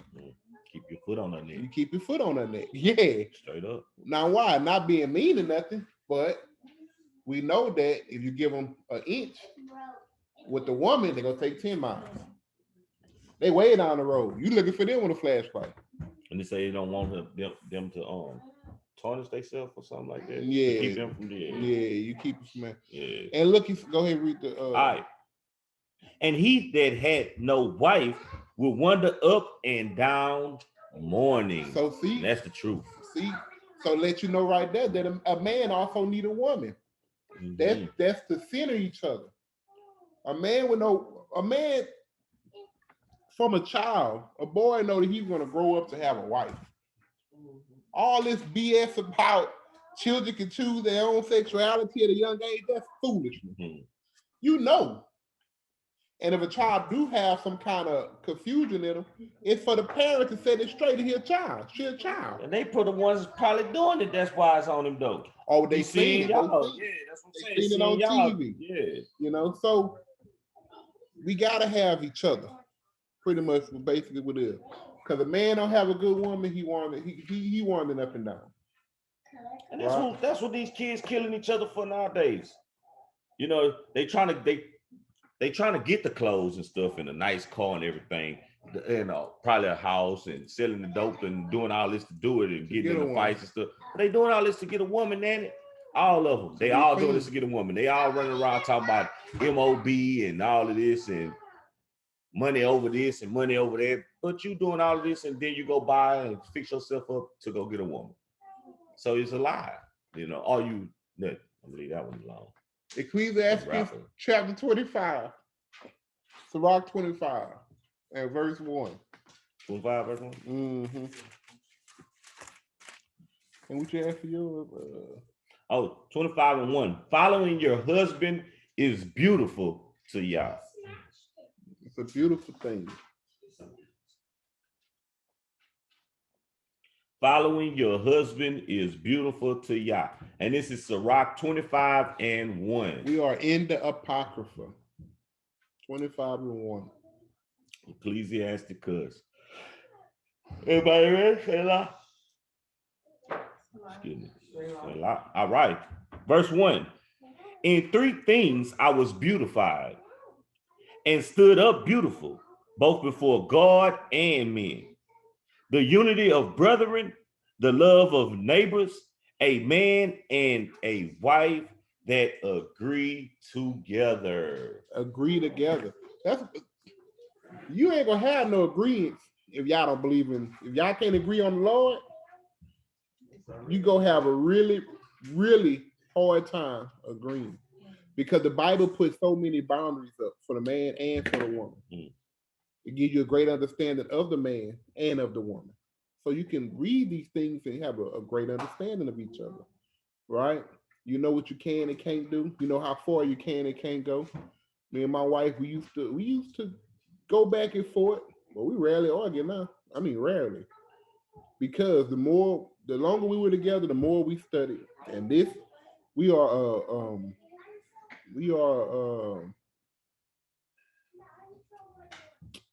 an example of the scriptures. That's what we did. We labored in the scriptures together. And that's why, not saying that we don't bump heads, but we can now talk and have a conversation without yelling at each other. And PJ played a big role in it. Because one day we got into a big old argument. And she went in the living room. I was in the room. I wasn't leaving the room. So she left. And I hear him creep in the living room. He go tell his mama, Jesus don't like it when y'all argue. Hey, I'm in the bedroom and I say, dang. I say, man, he about to come up in here with that noise. Hey, I hear him coming down the hallway and he creeped that door open. And it's crazy because I know the Lord sent him. But it was like getting in trouble with my mama all over again. He was like, hey, you know, Jesus don't like you when y'all arguing. Mm. And then you know what he tell me? I'm gonna teach you how to love. From the hey, I kid you not, he can tell you. He was like what, 6, 7 years old. He's 14 now. Hey, but the thing I'm telling y'all is because he told me that, and at that particular moment, I understood that me and her going back and forth at the front of this house, and he listening to everything in the back. Mhm. So what kind of example I'm giving my own son? Mhm. How to deal with women when I'm going back, and because being a man, it's my fault. I take it as my fault because even if she lose control of herself, a woman is gonna go with emotions first. I shouldn't be going with emotions like that. So I always take the lead. And I'm like, look, we go calm down. But that's what started me. Him telling us that's what started me on this journey. And years later, we then came a long way to where we can have conversations without yelling. And yeah, because we talk about generational curses, but to be honest with you, we passed down generational habits. Right. I was teaching him how to be argumentative and win an argument with a woman. That's not gonna help him. That's not gonna even help me It's not gonna help the relationship neither. at all. So that's what I'm saying. But yeah, Go ahead. no, I was gonna say like this scripture say, the unity of brethren. It all connected. If I can get along with my brothers, they show that I got the skills to get along with my neighbors. Meaning my people around me that I don't necessarily deal with a lot, I can better get along with them. And if I get along with my brethren and my neighbors, I should be able to get along with who? My wife. She the one next to me every night, lay next to me. You know, all that, hey, you go sleep on the couch. We don't play none of that nonsense. That's foolishness to say, oh no, you can't sleep in here tonight. Especially when I pay bills. Well, we all getting out. Straight up. If I can't lay in my bed that I paid for, we all getting out the house. Come on, get us to this hotel. We all punished. Right? Yeah. But I just wanted to point that out. What you want to bring up? I want to touch on that though. I seem like a nice little solution for like, let's say you do have like the discrepancies and stuff with your wife and stuff. Y'all hadn't learned it. Somebody told me, well, you know, I was looking at the film. They were saying, take it to a restaurant. Y'all gonna have to stay in order. Y'all go to a restaurant. Oh, you in and go talk about it in public. Cause y'all can't, if you are with a woman, feminine woman, and you a man, you're not finna be raising your voice up in a restaurant, but you're gonna be trying to keep yourself. So he say, yeah, go to a restaurant and y'all talk about y'all problem there. And he said y'all will get a lot of things solved. You'll train yourself how to talk to each other and stuff like that. But I tell you one thing, you go with the wrong woman. No, that's what he say. You go with the ratchet. You go with the wrong woman. You better get ready. Hey, the waiter man. That's how you know if you're gonna stay with her or not. If she trips out up in the front of everybody like that, she has no respect for you whatsoever. Trying to leave her alone, man. Yeah. And that's another thing that people don't understand. Sometimes it just let it go. Yeah, you gotta let go sometimes. You know, sometimes they always tell you, oh, you gotta work it out. Sometimes it's better just to let go. Let go. Take what you learned, work on yourself, and find you somebody else. You know what I'm saying? Why are you teaching people to be in a bad situation? Our next scripture is going to be 1 Peter 3:1-6. Yes, sir. Sarah obeyed Abraham, even calling him Lord. Yeah. Indeed, calling him Lord. So it's not a bad thing. We're not supposed to be an astonishment. I want to tell your husband, yes, Lord. What scripture is this? 1 Peter 3:1-6. Okay, thank you. Yes, ma'am. You're welcome. Kadash, you there? Yeah. Yeah. Oh, yeah, you on there. Yeah, I'm right here. All right. So we talked about understanding how to overcome the world. That's a big thing in dealing with our personal characteristics, man and woman. If you believe, I pointed out more than once, you have faith. You got to start with having faith, especially if you're in the truth trying to get it together. If you don't have faith in the Most High, you can wrap it up. Why are you trying to get somebody else to get their life together if you don't even have yours together? That's man or woman. You know, so having faith, that's how you overcome the world. That's how you deal with your own personal problems. You know, we talked about the order of the house. We talked about pride, putting that pride away. Stop, stop losing control of your emotions. And another thing about those emotions, when you get emotional, you don't even be in the driver's seat. That be the more wicked spirit trying to cause chaos in your house that be driving you. You think that you win an argument, you lose it. You lose, but you don't care. Your pride all over the place. You about to just yell. I'm talking to the ladies. Y'all about to yell. Y'all about to go in. Y'all gonna be wrong. Y'all gonna say it louder than us. Y'all right, because y'all said it the loudest. No, let it go. Let it go. And sometimes not arguing is you winning the argument. It is you winning the argument. State what you gotta say. Whether somebody believe you or not, that ain't just for relationships, that's for life. Let your yay be yay and your nay be nay. Don't argue with nobody. I tell you all the time. You cannot identify who the fool is from a distance. Which one of them? I don't know, man. Look at them. They both fools. Look, to us sitting back having like, look at this. Then they see you later. Ain't you the fool that was arguing with that other fool earlier? Right. You know. Look at road rage. You don't know they out there just two grown men in the middle of the street fighting. Cars in park. They both fools. What are we doing here? Right? So we talked about the pride, letting go of your pride. We talked about in the beginning, it's not good to be alone. He gave us women as a gift. So we don't want to take that away from y'all. Y'all are a gift. Y'all a gift from the Lord to us. Very important. I'm our most sacred prize, I say all the time. Yeah. But y'all was born and y'all was created to be a helpmeet, to help us.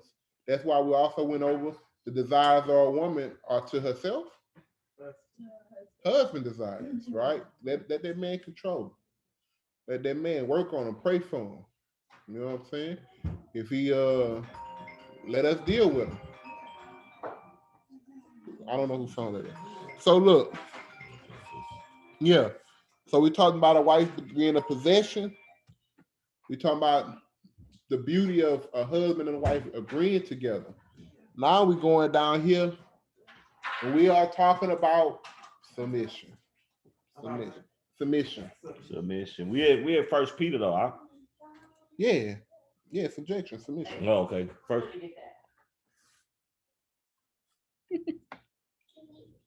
All right. You got him, Ted? All right. All right. We're in 1 Peter 3, 1-6, y'all. Sarah obeyed Abraham. Right. Verse 1. Likewise, ye wives, be in subjection to your own husbands. Say that again. Likewise, ye wives, be in subjection to your own husbands. Hold on. Right. So that means don't go and tell your husband or that's what somebody else's husband said. That's a bigger fight. It's a bigger fight. Especially if them two guys ain't close to each other. He can accept that without going off the rails, because the man will go crazy on you. Right? So understanding. Being in subjection to your own husband. Another situation is, if we go through these scriptures and I break these jokers down a certain way, whether it be whatever it be, it could be out of ball water, I don't care. If your husband say, hey, ball it like this, don't come say, nah, I told me to ball it like this. I'm not your husband. That's the problem that we have with these Christian pastors. My pastor say, nobody cares what your pastor say. What did your husband tell you? Because the Bible don't tell you to follow your pastor, it tell you to follow your husband. If he ain't lead you into death or lead you away from the Lord, you should be following your husband. Right. Go ahead, Doc. All right. I'm gonna start it over again. Likewise, ye wives, be in subjection to your own husbands, that if any obey not the word, they also may without the word be won by the conversation of the wives. Right, so you can deal with your sisters. That was nice. Right, if you can't get it with the scriptures, just by the fact that your sisters hey, no, do it like this, do this. That ain't right. Why you can't just have that conversation with other sisters and get an understanding? Even if you don't want to lean into the word, right? Go ahead, huh? And that's what. And before we move on, that's what a lot of them trying to do is now. Oh no. Like we say no, we're gonna speak from the word. But he even say sometimes you ain't got to, because sometimes you can speak the word, but you ain't got to just go and just be like, well, it's Scripture such for scripture. scripture, yeah. But he's just saying, win them over. Like you still know how to use it, and you still got wisdom to still quote the Bible without saying, hey, this is in John such and such or such and such like that. Yeah, but you know, a lot of them doing that to us now. They keep on saying, nah, put down the Bible, tell me with your words. And I think the only reason they still stay in the book because it's like, hey, you're not finna tell us what to do. But you know, such like that. What's it saying? No, he said his phone was dying. PJ, you had your charger? See this charger? Yeah. Okay, so thank you for that breakdown. Go ahead. Give me verse. Give me verse. All right, 2. verse 2. While they behold your chaste, while they behold your chaste conversation coupled with fear, whose adorning, let it not be that outward adorning, or plaiting the hair, plaiting the hair, and of wearing of gold, or of putting on of apparel. Okay, so who's adorning? Okay, and oh, matter of fact, I think I changed it right here. I think your paper, the old paper said, "Let it not be the outward adorning, but the inward adorning." Okay. Yeah, I think that's what your old paper said. I just put this to say with scripture. Even our women in the past submitted to their husbands. No, 1 Peter 3:1-6. Oh yeah, wives be in subjection to your own husband. Don't just be meek on the outside, be right meek on the inside. Right. So he's telling you the adorning should be on the inside. It's not about your hairdo. It's not about the clothes. It's not about the makeup. Your adorning should show from the inside. And let me tell you something. That makeup, that hair, the clothes, those are extras. A meek spirit attract way more men than that stuff. Way more righteous men. And that's another thing. If a man chases you because of the way you look, that should be an indicator right there that he's not the man you think he is, because he's chasing material things. Right? Let's pay attention to that. But let's keep going. We're going down to 6. All right, verse 4.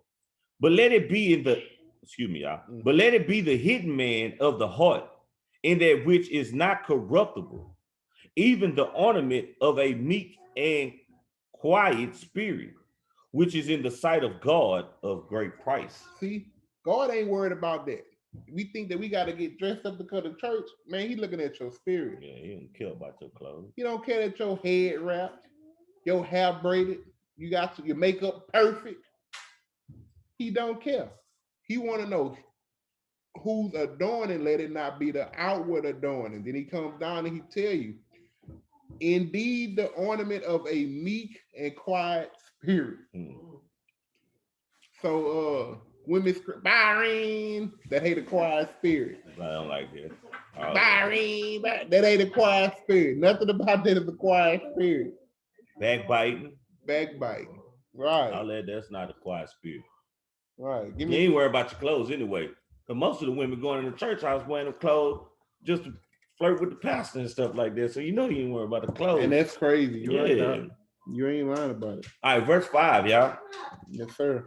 For after this manner in the old time, the holy women also who trusted in God adorned themselves, being in subjection unto their own husbands. Now, when you get to, I believe it's Isaiah, like around verse 16, it tells you how he took away those nice things because y'all had got to an all-time haughty. Now, here we are in 2021, and y'all got those things back, thanks to Esau, right? Making it readily available. Thanks to the Asian people making billions of dollars a year off of y'all beauty, right? So y'all can go. It don't matter. The Lord can't take that. Y'all go get a child, won't, right? So he telling you, right? He telling you, be holy women still. Right. Say they still dressed up and stuff like that, but they still showed the inner The end of adorning came out. Say they was nice dressed too, pearls and chucks, whatever you want to call it. Take down. But they spirit shine more than anything. They inside. They were godly women. Check it out. Read verse 6. All right, verse 6, y'all. Even as Sarah obeyed Abraham, calling him Lord, whose daughters ye are as long as ye do well, and are not afraid with any amazement. That amazement is what's the word we always using? Don't be flattered. Give it to me, Sheena. It's an A word too. Astonishment. Right. But so look, Sarah looked nice and she was godly, but she was still humble enough to call her husband Lord. And didn't care about somebody saying, why you call him Lord, girl? Right. Why you putting him like that? You know, that's my Lord. They kept walking. And I talk about it with you, you know. And I'll hit it on the head because the world is anti put a man on a pedestal. Straight up. No, he got to be beneath the woman. Black woman is, what's the word? What's the phrase? God. Black woman is God nowadays. Look, his face got bitter. Boy, you Israelite. I mean, you gonna have a, especially when you start coming up, Quay. You start getting your little girlfriends and stuff. Let's say your little girlfriend want to buy you something. Oh, little girlfriend, girl, why you buying him that? What you getting that for him for? What you doing that for him for like that? And you're gonna have to learn, probably teach her something. Hey, don't be amazed by the astonishment. They're gonna be coming at you. You know what I mean? So we getting this ready for you. Most of us already in marriages, they've been in marriages and stuff like that. For y'all, you, Jake, PJ, Nova, all of y'all. Ephesians. Let's go to Ephesians chapter 5, please. Ephesians chapter 5. Did his charger work? Okay, good. I'll play it. Jake say calm. Then we My see boy. it now. Say calm, Yeah. huh? That's what you said? Nah, that ain't what you said. Yeah, he say calm. That means shit. I told you. That ain't what he said. Oh, you didn't say that? Oh. Yeah, kind of. I said, yeah. Oh, that was it. Okay, we're going to Ephesians chapter 5. We're going to read verse 22 through 25. Let's get it. Oh, yeah. All right, Ephesians chapter 5, verse 22 through 25. Submit to your husbands in everything. Right, submission. And nowadays, submission is what? Debt to someone. What? It says submit to your husbands in everything. So that means only if he buying you a gift and stuff, you submit. No? All right. Only if he paid the bill, you submit. Only if he bought you that new car, you submit. So when do you submit to your husband, Sister Johnson? All the time? There we go. There we go. All the time. God is good. All the time. All the time. All right, Ephesians chapter 5, verse 22. Y'all ready? All right, verse 22, y'all. Here we go. Wives, submit yourselves unto your own husbands as unto the Lord. For the husband is the head of the wife, even as Christ is the head of the church, and he is the savior of the body. Therefore, as the church is subject unto Christ, so let the wives be to their own husbands in everything. Everything, right. Because we can't just submit to Christ in one thing, right? We can't, what's the example of, well, I'll give it. We can't say that, yeah, we're going to keep the Sabbath day holy and then act wicked on Sunday, right? In everything, we submit to Christ in everything. We got to take this Bible, eat it, digest it, right? And everything it say to do. And we don't want to, we're not about to sit here and take no cop-outs talking about, well, we can't do everything the Bible say. Yeah, we could do most of it. And we could try to do everything. And if we fail at it, we failed at it. But hey, at least we know that we got a priest that's gonna look down and say, hey man, it's hard down there for y'all. But you tried, you did your best. Come on in here. Come on in here. Oh no. No, he gonna say, come on in here. So we could do it. We could do, you gotta do it in everything. Now, the only thing, give me one thing, that's one answer. When you do not follow your husband, when is it?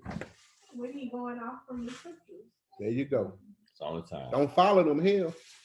Don't follow that Negro to hell. What is an example in the Bible where she did that?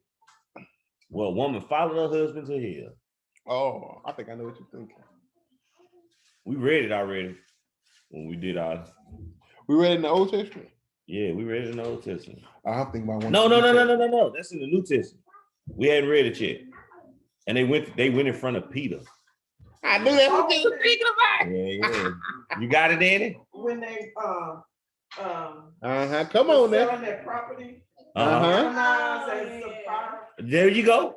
Yeah. There we go. Right. They're supposed to give all they income to Peter, and they want to hold something back. What happened to the man first? What happened to him? Got it. Zap. The Holy Spirit. The Holy Spirit just left. Got it. Drop dead. They drug him out. He come his wife. She didn't know her husband was dead. And they asked her the same question. Hey, you got your money? Yeah. What the rest of the money at? Huh? Well, that's all of it. Yeah, you dead too.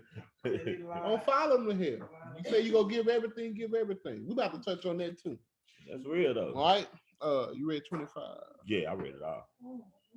No, you stopped at 24. Right? Yeah. Oh no. All right, verse 25. Y'all, excuse me. Y'all did stop at 24. Husband, love your wives, even as Christ also loved the church and gave himself for it.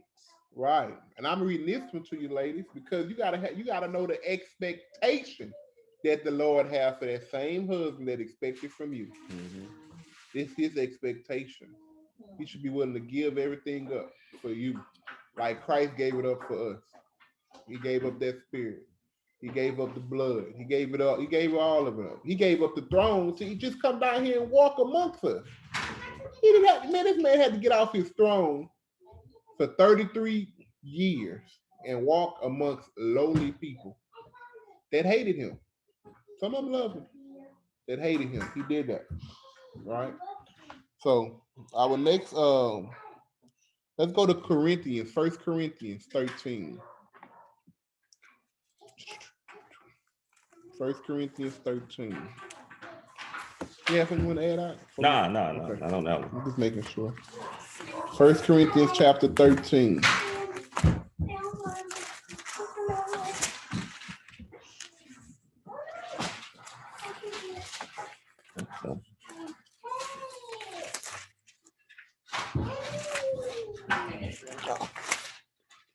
I think it's 14. The show 14:34. Yeah, it's 14. It gotta be 14. I wrote the wrong scripture. Yeah, that's 14:34. I apologize, family. It's chapter 14, not 13. I apologize. I'm sorry. You gotta be more careful. All right? Yeah, I do. Yes, I do. I know. Let me see your tablet down there. The one on the floor? Yeah. Nah, don't try to check it out. 'Cause I'm pretty sure it was wrong on yours. No, I don't think so. Let me see that tablet. 13. I don't see it. What do you see over there? I don't even have that one out. Oh yeah, you messed up then. You missed one. Yeah, you sure right. I don't even have that one. Yeah, well, I caught you slipping. 1 Corinthians 14:34. We want to deal with this. We used to laugh and joke about this one all the time. Y'all feelings was getting hurt. We apologize. But we're going to deal with it today.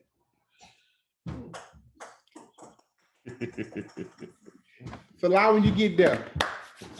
All right. Say lie. Here we go, man. Here we go. 1 Corinthians Hit 'em with 14:34. And we got, let your women keep silence in church. Let your women keep silence in church. All right, verse 34. Let your women keep silence in the churches, for it is not permitted unto them to speak, but they are commanded to be under obedience, as also said the law. Read 35 too, I'm sorry. 35. Yes, sir. and they will learn anything. If If they will learn anything, excuse me, Mhm. y'all, let them ask their husbands at home, for it is a shame for women to speak in the church. right now, we allow y'all to speak in the church, right? Because we understand the context of what it's saying. I can allow his wife to speak in the church. I allow my wife to speak in the church, right? Because we need y'all to be able to ask us questions. We got sisters with us that don't have husbands. So if we sit here and set this as a whole law, how do they learn if they're not allowed to speak when we have church? You see what I'm saying?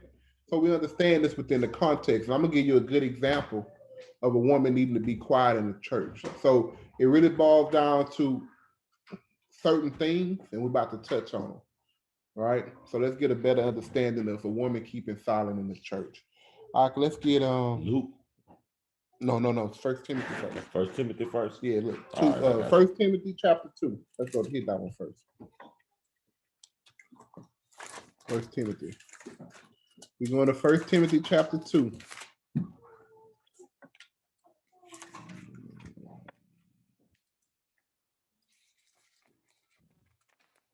Other papers sticky. 1 Timothy 2 and 9 through 15. 15. 1 Timothy 2, 9 through 15, y'all.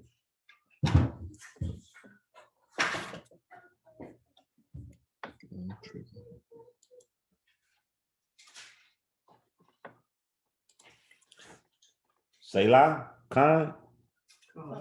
All right, 1 Timothy 2, verse 9 through 15. And we got, suffer a woman not to teach or usurp authority over the man. I know what usurp mean, huh? We're about to get it. Usurp. What the definition, man? Is usurp.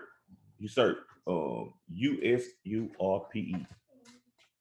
Definition. Usurp means Who? take a position of power or importance illegally or by force. You heard that?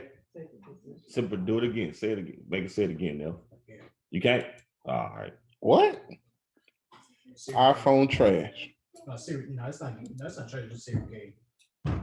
Oh, Here you go, right here. tell Siri we're gonna get her. There you go. All right. Usurp. Take a position of power or importance illegally or by force. So in this case, it would be illegally. She usurping herself.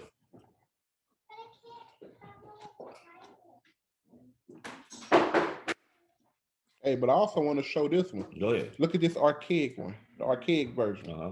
Read it. All right. Encroach or infringe upon someone's rights. So for a woman, right, for a woman to usurp authority over a man, she's encroaching or infringing upon his rights.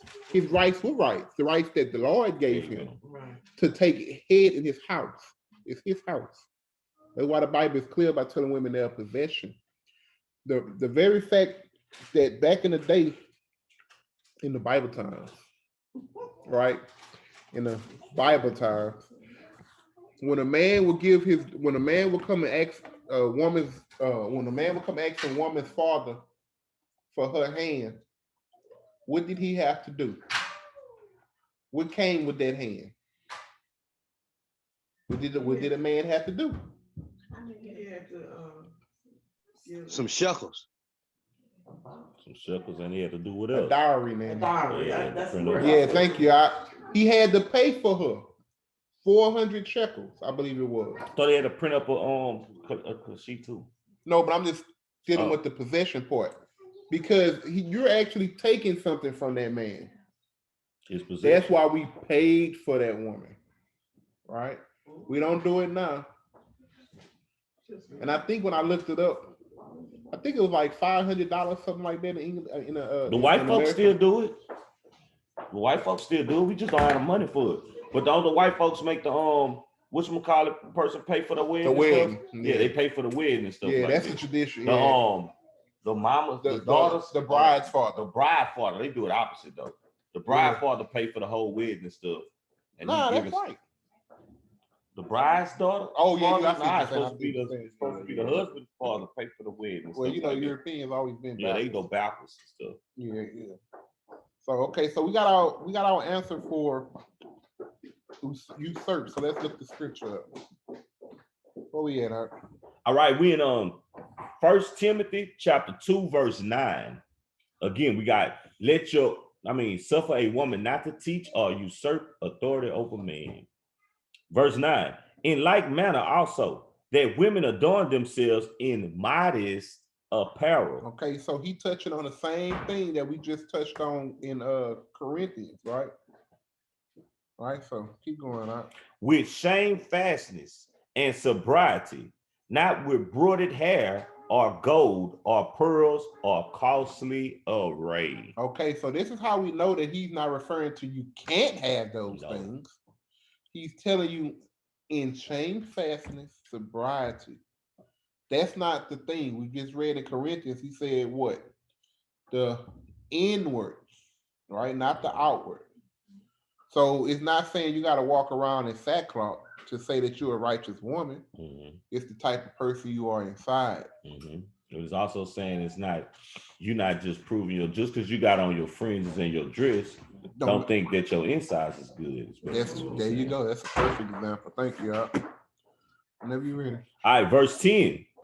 But which becometh women professing God lines. Well, I think it's goodliness. Goodliness? It looked like that in the Say 1611. God lines. Yeah, it look- it's goodliness. Excuse me, y'all. Look, yeah, look. It's right there, goodliness. Godliness. Yeah, godliness. Godliness. Yeah. Not good. I mean, yeah, godliness. Hey, man, I told you, you got to watch yourself out. All right, here we go. But which becoming women professing godliness with good works. Go ahead, bro. I just want to make another point because whenever you see something in parentheses, it don't belong in the Bible. Y'all know that, right? This didn't come from Timothy. Anything you see in parentheses, the person that interpreted added that so you can understand. Most of the time they on point though. Yeah, okay. But they add that so you can understand. Because take it out, but with good works. But he letting you know that a woman that come professing she godliness, and like I said, which go back what he said about just because you got them fringes on, you dress nice, you clean, smell nice, hair wrap, braids tight, that don't mean you're a righteous woman. Mm. And you come professing it, like you come pretending, it ain't gonna work for you. Go ahead. All right, verse 11, y'all. Let the woman learn in silence with all subjection. All subjection. But I suffer not a woman to teach, nor to usurp authority over the man, but to be in silence. Okay. For Adam was first formed, then Eve. Mhm. And Adam was not deceived, but the woman being deceived was in the transgression. Notwithstanding, she shall be saved in childbearing, if they continue in faith and charity and holiness with sobriety. So in childbearing, if the Most High allow you to bear children, this is another way that you'll be saved, and it's a blessing. But if they continue in faith, charity, holiness with sobriety. With sobriety, does that mean a woman can't drink alcohol? No. So sober-minded, there you go. Meaning that, well, we know you can't just go around getting lit, but you got to drink what you can handle. You got to have a limit. That goes for men and women. And I wanted It don't to even look good. It don't look good for nobody to be drunk like that and stuff. I know that. But it don't look good for a woman for sure to be all sloppy and stuff like that. Be looking crazy. Got one. I'm about to find it. And I'm about to and let's talk about reread the one that said about the teaching. All right. Verse whoa.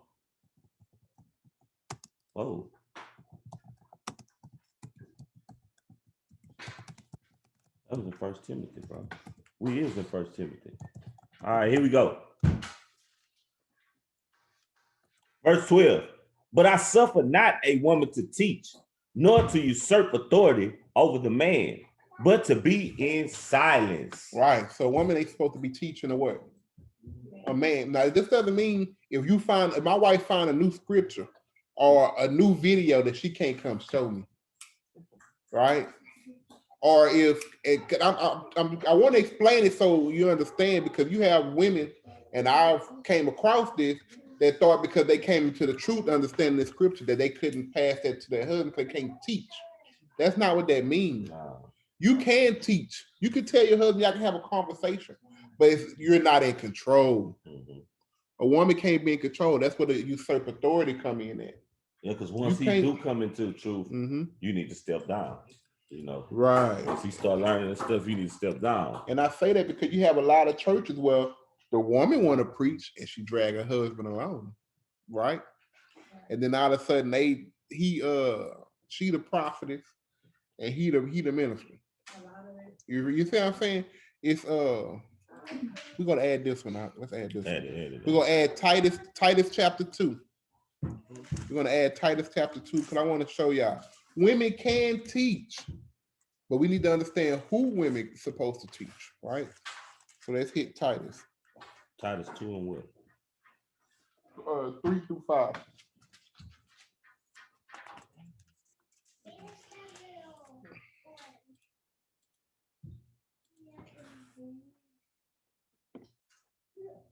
Titus 2, 3 through 5, everybody. Let me see your pen out. Here you go. Titus 2, 3 through 5. And if y'all want, y'all can put who women should teach. Who women should teach, what women should teach. What women should teach and who women should teach. You can put on there.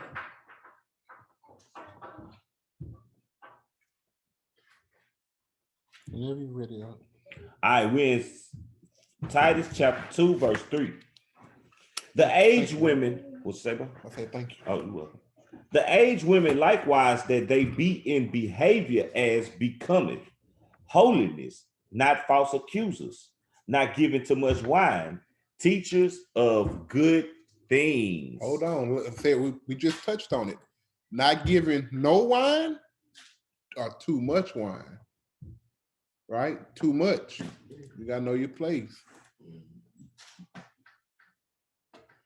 So the aged woman with experience, been in the truth, got experience, wisdom. This is what they teach. Holiness, not a false accuser.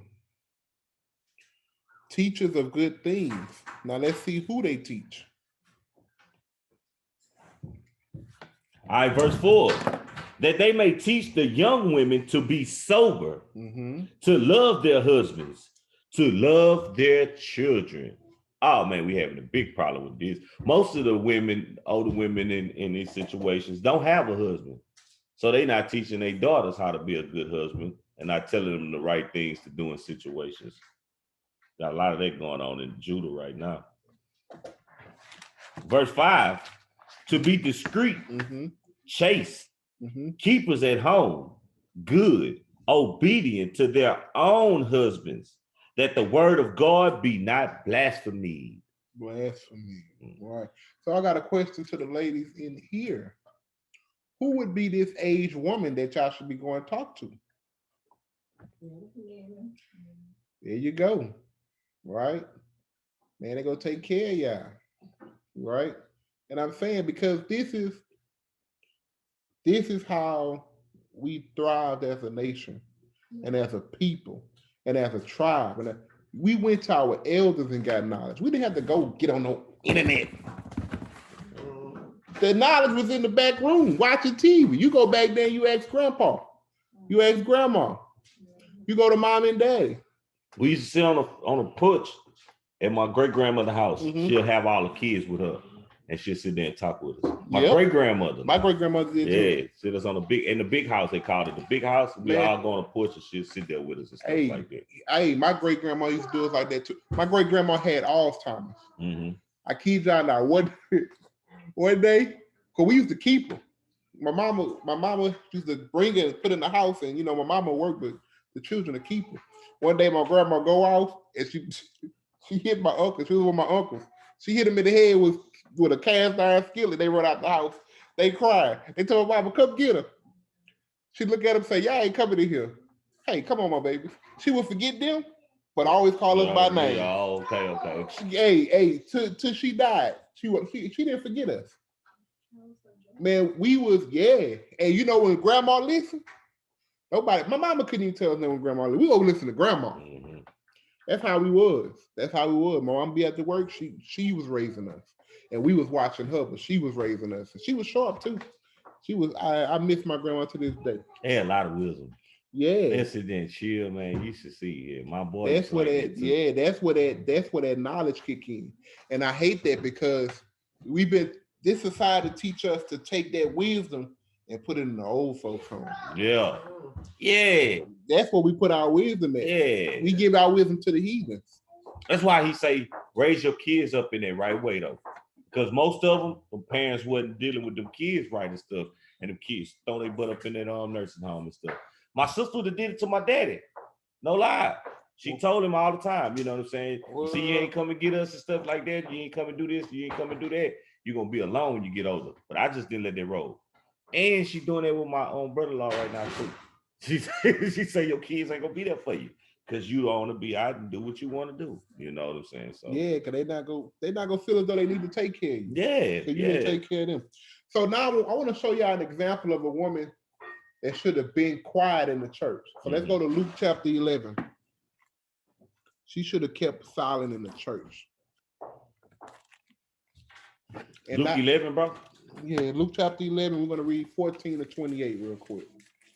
And not only did she not keep her mouth closed, she interrupted Christ while he was teaching. Right. So let's take a look at it.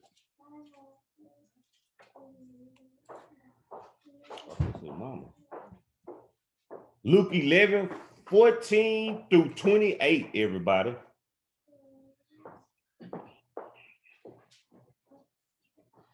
You said who, mama?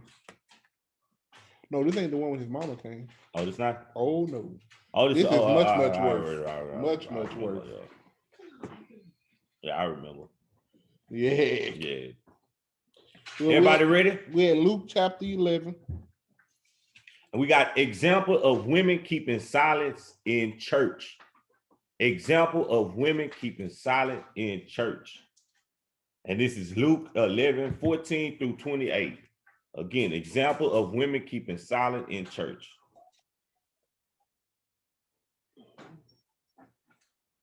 Verse 14. You good, sis, or you want more on you? All right, verse 14. And he was casting out a devil, and it was dumb. And it came to pass, when the devil was gone out, the dumb spake, and the people wondered. But some of them said, he casted out devils through Beelzebub, the chief of the devils. So Christ casting out evil spirits. These people say he can only do that because he an evil spirit himself, pretty much. Right? So go ahead. Right? Verse 16. And other tempted him, sought of him a sign from heaven. But he, knowing their thoughts, said unto them, every kingdom divided against itself is brought to desolation, and a house divided against a house fallen. If Satan also be divided against himself, how shall his kingdom stand? Because ye say that I cast out devils through Beelzebub. And this is why when I pray, I always thank the Lord for putting that spirit on the heathens. Because this is what they're doing. They're coming. Hey, I'll give me a scripture real quick. Jeremiah 16:19. Because they're coming out telling the truth. Because they people telling lies. Oh, y'all not them, y'all not them. But when they get that spirit on them, they come out telling this truth. And they're causing a division amongst their own kingdom. And I know reading these scriptures that there's nothing left for their kingdom to do but fall. Straight up. Straight up. So this will happen when them heathens come out telling their truth. It was prophesied by Jeremiah in chapter 16, verse 19. All right. Jeremiah chapter 16, verse 19. O Lord, my strength and my fortress and my refugee in the day of affliction. The Gentiles shall come unto thee from the ends of the earth. All four corners. And shall say, surely our fathers have inherited lies, vanity, and things wherein there is no profit. It's no profit. Because them saying that they Jewish, there's Don't get no profit. no profit. And the little profit you get into this little earthly wealth, that's not going to save you. That's not going to help you at all. Straight up. Right? So we can go back to Luke 11. Huh? All right. I think that's it. So this is what happened. When they do that, they cause their own kingdoms to fall. All praise to the Most High. That was Jeremiah 16. And 19. Yes, ma'am. 16 and 19. Jeremiah 16 and 19. Well, I think you're at verse 19 now. Yeah, I'm at 19 right now. Okay. So we back in Luke chapter 11. We're at verse 19. All right, verse 19, everybody. Luke chapter 11, verse 19.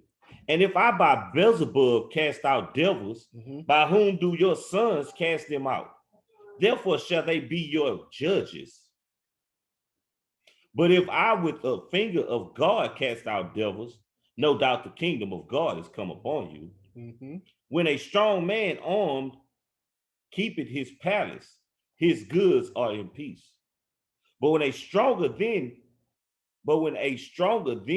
he shall come upon him and overcome him, he taketh from him all his armor wherein he trusted, and divided his spoils. Y'all understand what's going on? Like you strong when you're going up against the weak. But when somebody stronger than you come, you're not strong at all. He also asked him, if I'm doing it by the way of the devil, then how are y'all casting out demons? He turned it back on him. Yeah, because I'm with Beelzebub. Y'all with Christ, he said. So how y'all casting out these devils, and I'm Beelzebub casting out these devils? Right, because more than likely they wasn't casting out devils anyway. So how y'all not doing it? But what he told him though is, yeah, they strong, but I'm stronger. Right. Yeah, and I'm casting them out. Right. He the stronger man. When he come in, what are you gonna do? Nothing. Go ahead. Verse 23. He that is not with me is against me, and he that gathereth not with me scattereth. So this is something to take for the rest of your life. If you're not with Christ, you're against Christ. It's no other way. If you're not with him, you're against him. Remember that for the rest of your life. If you're not with him, you're against him. And he that gathereth not with me scattereth. And if you ain't out here pushing that word for Christ, you want to push Buddhist, Islam, all this other crap, Christianity, thank you, Nanny. Christianity, you're scattering. Yeah. You're scattering his people. You can't say, oh no. And then you got these other people, they want to take everything and put it together and mix all the religions together. Man, you scattering people. Never happen. Never gonna happen. Never gonna happen. Because it's either the Lord's way or the highway. We chose the Lord's way. Straight up. It was the best way. It's the only way. Best way. Go ahead, All right, verse 24. When the unclean spirit is gone out of a man, he walketh through dry places, seeking rest, and finding none. He said, ooh, this is one of my favorite ones right here. He said, I will return unto my house whence I came out. So you understand what he's saying? He's saying, like, say, for instance, you battling some of your life. Let's say, for instance, you got I don't know if you understand it. Oh, okay, let's say, you like looking at cartoons too much. We can say that's a spirit because they got some things on there. So you like looking at cartoons so much. Now you say to yourself, hey, I'm not finna look at cartoons as much as I look at them. Now you done cast this spirit out. Right. Once you cast this bad spirit out, it takes off and go into a desolate place. But it start thinking to itself, hey, maybe I should go back to this house and see if he can clean it right quick, and I'm gonna stay up in there again. And that's basically what it's talking about right now. You see what I'm saying? Okay. And that lets you know that all your life you're gonna have to fight temptation. You can never cast out a spirit and it stay out. It's gonna always come and torment you. Want to get back. Go ahead. All right, verse 25. And when he cometh, he findeth it swept and garnished. Then goeth he and taketh to him 7 other spirits, more wicked than himself, and they enter in and dwell there. And the last state of that man is worse than the first.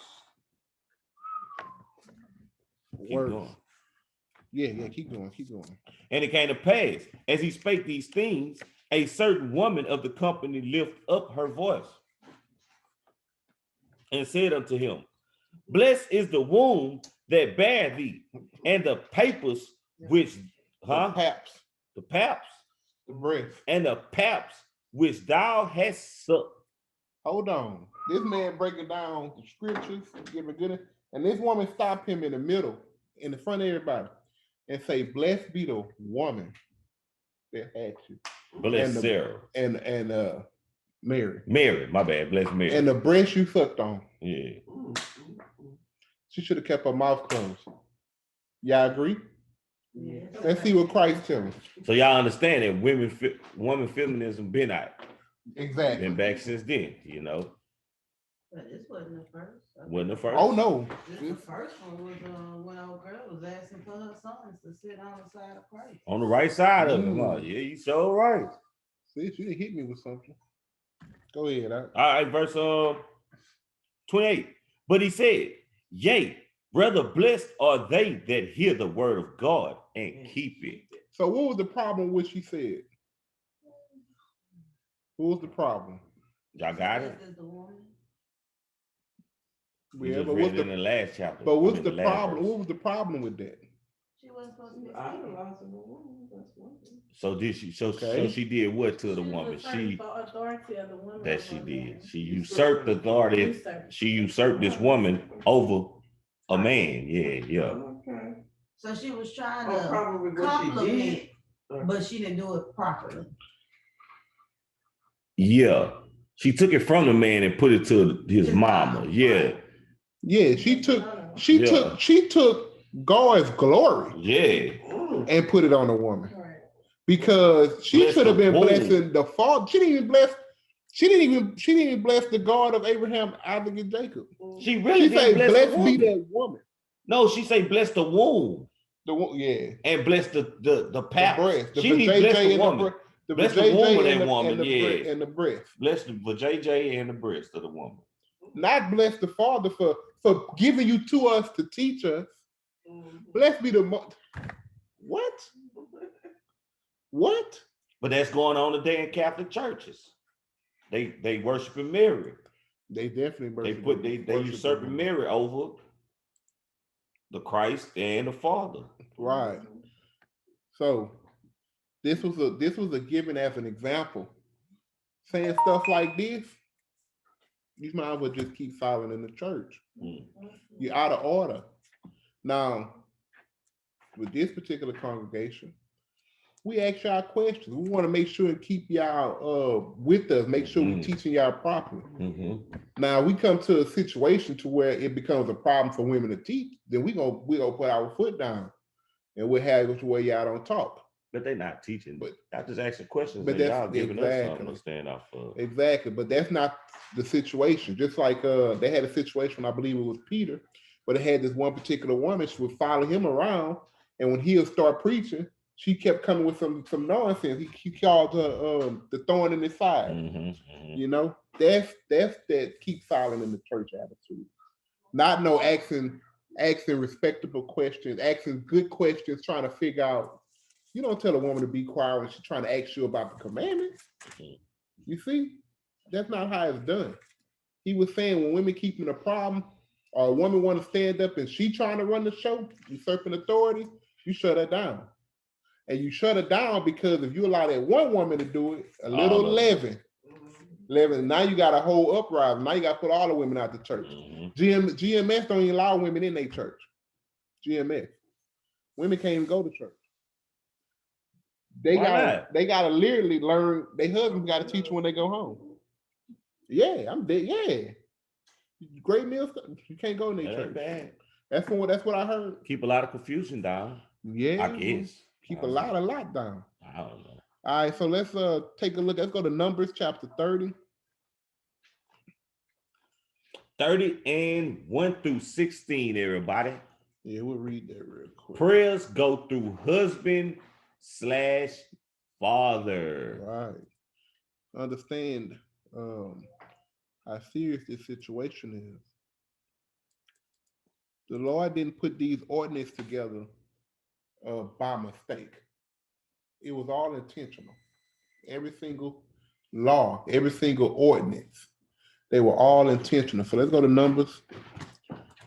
It's pretty self-explanatory, so I'm gonna try not to stop out much, and he could just kind of run through it. What's the reference? Numbers. Oh, the reference.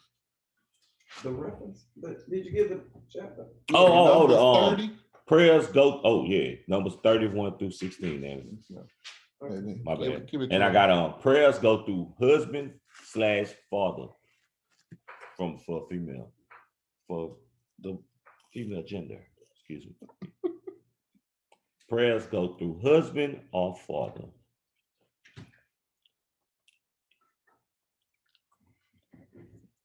Y'all ready?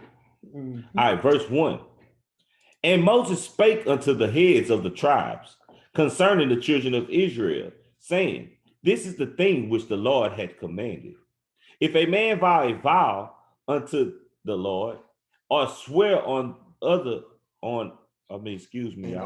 oath, or swear an oath to bind his soul with a bond, he shall not break his word. He shall do according to all that proceeded out of his mouth. Now, one thing I want Boy, to, right there, y'all. one thing, yeah. When you make an oath to the Lord, you bind your soul to it. Now, why is it important to know that? Because if you mess up, that puts your soul with iniquity on it. You got to answer for it. So it ain't no, like a lot of people like running around here, I put that on this, you better stop putting it on anything. What y'all little young kids say? On God, On on God. God, on God. Yeah, we gotta stop Yeah, that. you got to Can't do stop that. Because when you put something on God, even if you're joking, you put your soul on God. And he On- gonna require that. On of my you. mama. On my mama. Why you doing that to your mama? Neither, man. You put your mama's soul on it. No. And that's a normal. It's a normal in our society. But because it's normal, it's a quick way for us to continuously add iniquity to our lives. Mhm. And it needs to be stopped. It needs to be stopped. Go ahead. Huh? Oh. Yeah. So Verse 3. If a woman also vow a vow unto the Lord and bind herself by a bond, being in her father's house in her youth. now, 1 second. Now we don't have this luxury when it comes to women moving out on their own, right? Because back then a woman would go from her father's house to her husband's house, not to her own house. Or boyfriend. Or a boyfriend house. See, now everything is really messed up. So, and then now we dealing with a pandemic we've been dealing with since the 70s, where we don't have fathers in the house no more anyway. That's the real pandemic. Straight up, that been a pandemic. That's something that's been destroying us way longer than the coronavirus. Right. Okay, so we are way out of order in here. So to get back to being in order, you adjust to it right now. Young ladies, you're gonna answer to them dads. Wives gonna answer to their husbands, and nothing in between. You know, people used to talk about, and I really agree. I used to didn't agree with it, but I now kind of agree with what they call arranged marriages. I do too. You know, I don't think nothing wrong with it. I really don't, because you walking around here, they didn't sold you these Disney movies with this idea of love. You don't know what love is, because if you knew what love is, you would understand that anybody can fall in love with each other. That's true. Anybody.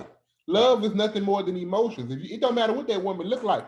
If she take care of you, I guarantee you, give it a year, you're gonna love that woman. And you'll kill if somebody try to hurt her. Right? Because you soul tied. Sex, go ahead, honey. Israel fell in love with Leah afterwards. He was in love with Rachel. Right. And then after Leah started showing her submission and showing her righteousness through her works, he fell in love with Leah. Leah More got than buried Rachel. by him. Rachel got buried by herself. Yeah. Right. But that's what it's about. It's about opportunity to get to learn people. Mhm. It's not about walking around looking for a good one. Man, look, they selling us stories. They selling us stories. Nothing wrong with arranged marriages. They make you think that they still do it in other parts of the world, but here they make you think that it's taking away a woman's freedom. Just think about, just pay attention to how they spin stories. It's But I taking away think- her freedom. But I think most of them arranged marriage mean, like, say for instance, they all playing, and I think didn't it go like they liked each other anyway, but they didn't just put it in the perspective of getting married. Huh? Well, but Like like, it was like They that. grew Huh? up like if Yeah, they like grew up together, so we're Yeah. gonna make these two. Y'all gonna be married. They like each other already. We they just been, yeah. yeah. But they also do arranged marriages to where you get married according to your family status. Meaning that if I'm a duke and I'm over here in this part of the country and you a duke, if we wanted to make our situation stronger, make our houses more wealthy, I'll give you a call. Look here, man. I got a daughter. I'm married to your son. And that'll put our families together. They do it like that too. Oh, okay. You Then. see what I'm saying? Now we'll be twice as strong. Twice as stronger. Yeah. So we we'll both. get it. We did a bond as men, and we connected the bond between our children. You Okay. see I what I'm see saying? what you're saying. So it could be done like that too. Back when we was in the truth and stuff, well, when we was walking right, we wouldn't have to worry about that though. Mm-mm. Well, I mean, most of us was wealthy people and stuff Yeah. like that. So you know, they was It wasn't even pay about this here, that. pay this there. Let's move it around. Right. Come on. I think we're No, 4. Yeah. All right, verse 4, y'all. We in chapter 30, Numbers chapter 30, verse 4. And her father hear her vow and her bond wherewith she had bound herself, her soul, my bad, y'all. And her father shall hold his peace at her. Then all her vows shall stand. And every bond wherewith she had bound, her soul shall stand. So basically what it's saying, y'all, let's say, for instance, your little sister up in there praying and daddy or something was around. If he hear her praying and he don't agree with what she just said up in her prayer, he can stop. Okay. Yeah. Okay, my bad. Verse 5, excuse me, bro. But if her father disallow her in the day that he heareth, not any of her vows or of her bonds wherewith she had bound her soul shall stand, and the Lord shall forgive her, because her father disallowed her. So this is the power and the authority that a father can usurp over his daughter. To where if she made a vow with the Lord, he could come right behind her, pray and say, Lord, we're not gonna let that stand. No. And he can actually cancel her prayers or her vow, right? Go ahead. I guess y'all wondering, like, what prayer would you want to just cancel? Well, let's say, for instance, she making a prayer about, I'm finna fast and I'm not finna have, well, when you fast, you can't have intercourse. The husband hear that, nah, I'm not doing it this week. I need my stuff. So he could disallow it. Hey, nah, we're not doing that, Lord. You know what I mean? Yeah. We're dealing with the father and the daughter. Now we're about to deal with the No, I was talking about the husband and stuff. Nah, that's what we're about to deal with now. Speak it up at 6. All right, verse 6. And if she had at all an husband when she vowed, or uttered out of her lips, wherewith she bound her soul, her husband heard it, and held his peace at her in the day that he heard it, then her vows shall stand, and her bonds wherewith she bound her soul shall stand. But if her husband disallow her on the day that he heard it, then he shall make her vow which she vowed, and that which she uttered with her lips, wherewith she bound her soul, of none effect, and the Lord shall forgive her. But every vow of a widow and of her that is divorced, wherewith they have bound their souls, shall stand against her. Now check this out. Widow, divorced, right? You don't have a head. You don't have a man to go and say, Lord, we can't do this. That's how you know it's serious. And it's true. So you can't, as a widow or divorced, you make a vow. Whatever vow you make, That must stand. you bonded your soul to it, your spirit to it. You gotta let it go. You gotta do it. Mhm. Do it. Mhm. Right? Nobody come and say, hey, we can't do that. Mhm. We can't do that. Come on. Oh, I'm true. All right, verse 10. 9. But every vow, verse 10. And if she vowed in her husband's house or bound her soul by a bond with an oath, and her husband heard it and held his peace at her and disallowed her not, then all her vows shall stand, and every bond wherewith she bound her soul shall stand. But if her husband had utterly made them void on the day he heard them, then whatsoever proceeded out of her lips concerning her vows or concerning the bond of her soul shall not stand. Her husband had made them void, and the Lord shall forgive her. Every vow and every binding oath to afflict the soul, her husband may establish it, or her husband may make it void. Hey, that's real. But if her husband altogether hold his peace at her from day to day, then he establisheth all her vows, or all her bonds which are upon her. He confirmed them, because he held his peace at her in the day that he heard them. But if he shall in any ways make them void after that he heard them, then he shall bear her iniquity. These are the statutes which the Lord commanded Moses between a man and his wife, between the father and his daughter, being yet in her youth in her father's house. Oh man, I like verse 15 too. You gotta watch that. Yeah, I noticed they didn't make no mistakes with the scriptures. You notice how in verse 10 it say in her husband's house, not in her house, in her husband's house. At the bottom it say in her father's house. Let you know that's your position. We read to you about being a possession. We're not trying to talk down, hurt nobody's feelings. That's why I told you how to put away the pride. We're just dealing with it logically. This is how it is. It's not a curse to be a woman or nothing like that. That's just how the Lord set it up. That's how he. Excuse me. I have a question. Okay. Oh, 1 second. You have something you want to say? Nah, go ahead. Okay. Yes. Okay, I'm sorry. You had said something about if the woman made said she's gonna do a fast, and the woman can't have intimacy or have sex with her husband. Is that if she's fasting from sex, or if that's just if she's fasting, period? Fasting, period. So when you have a fast, so say I'm fasting for 4 days, you can't have sex while you're fasting? No, ma'am. You denying your flesh. Okay.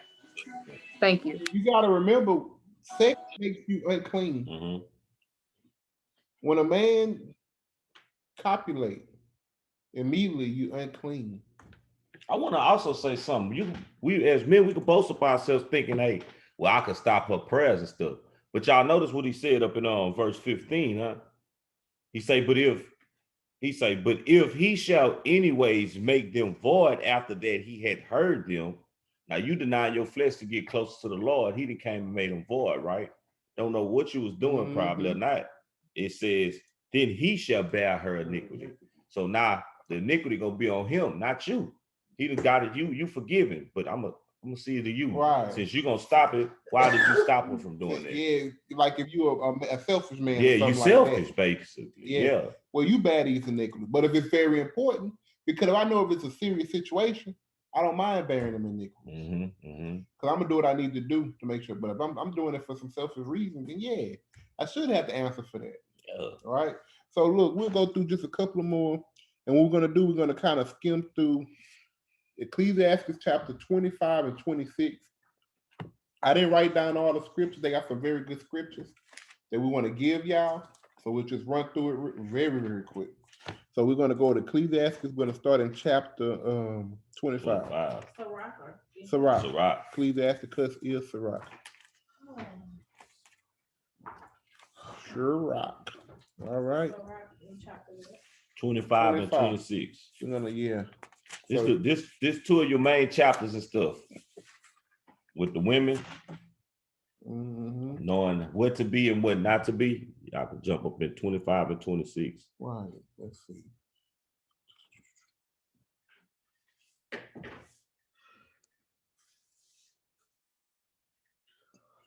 Give me 13. All right, verse 13 in chapter 25, Sirach chapter 25, verse 13.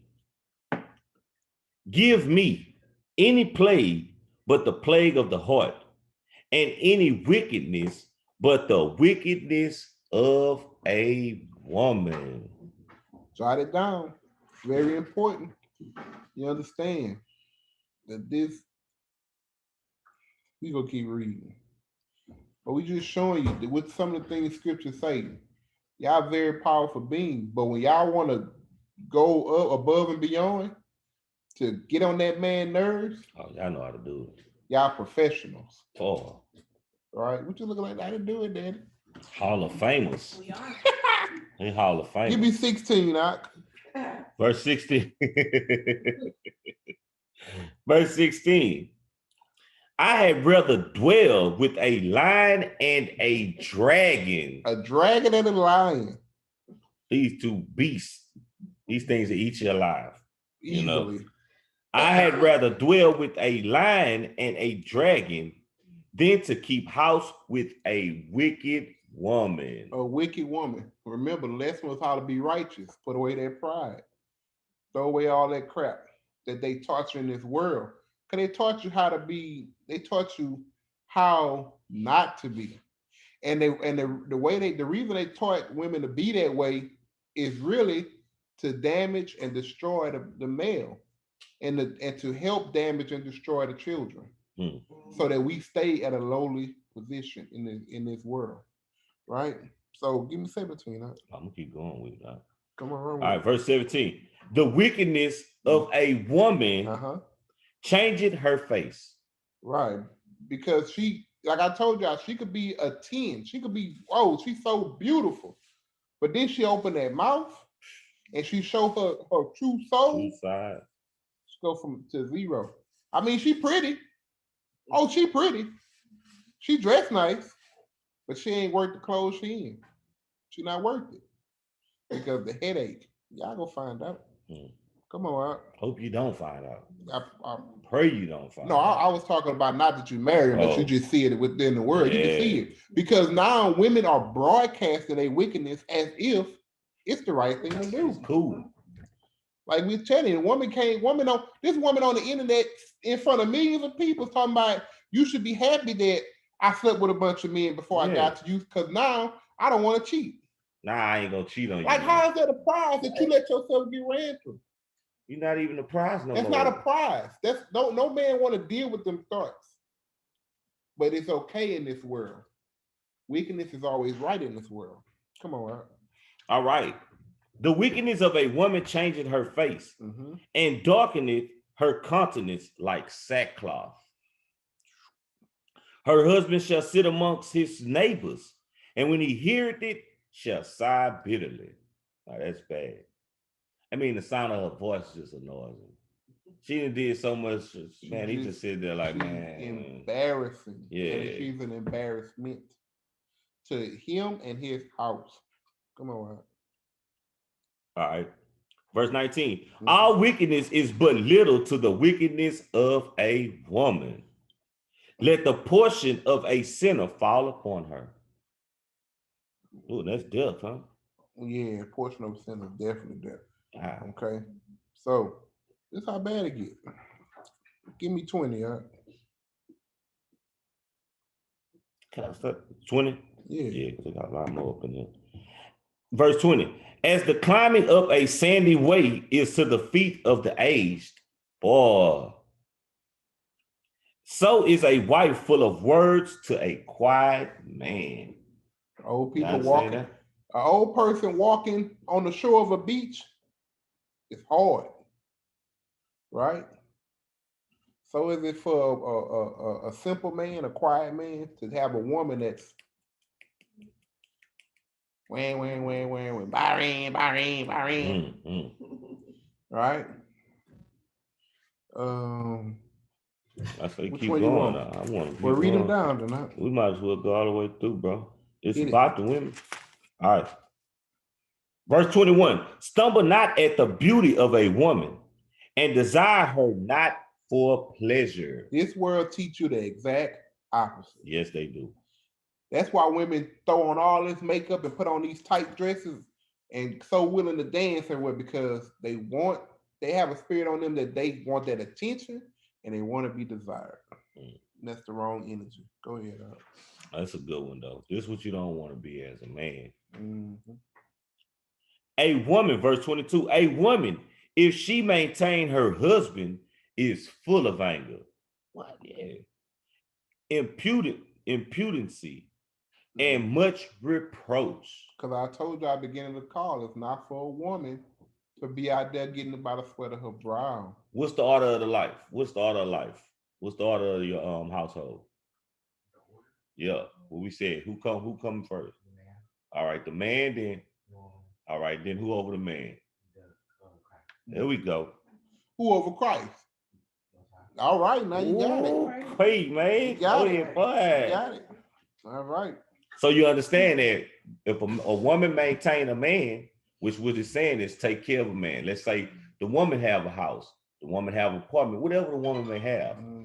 And you being a man, you move in with her. You don't have no job.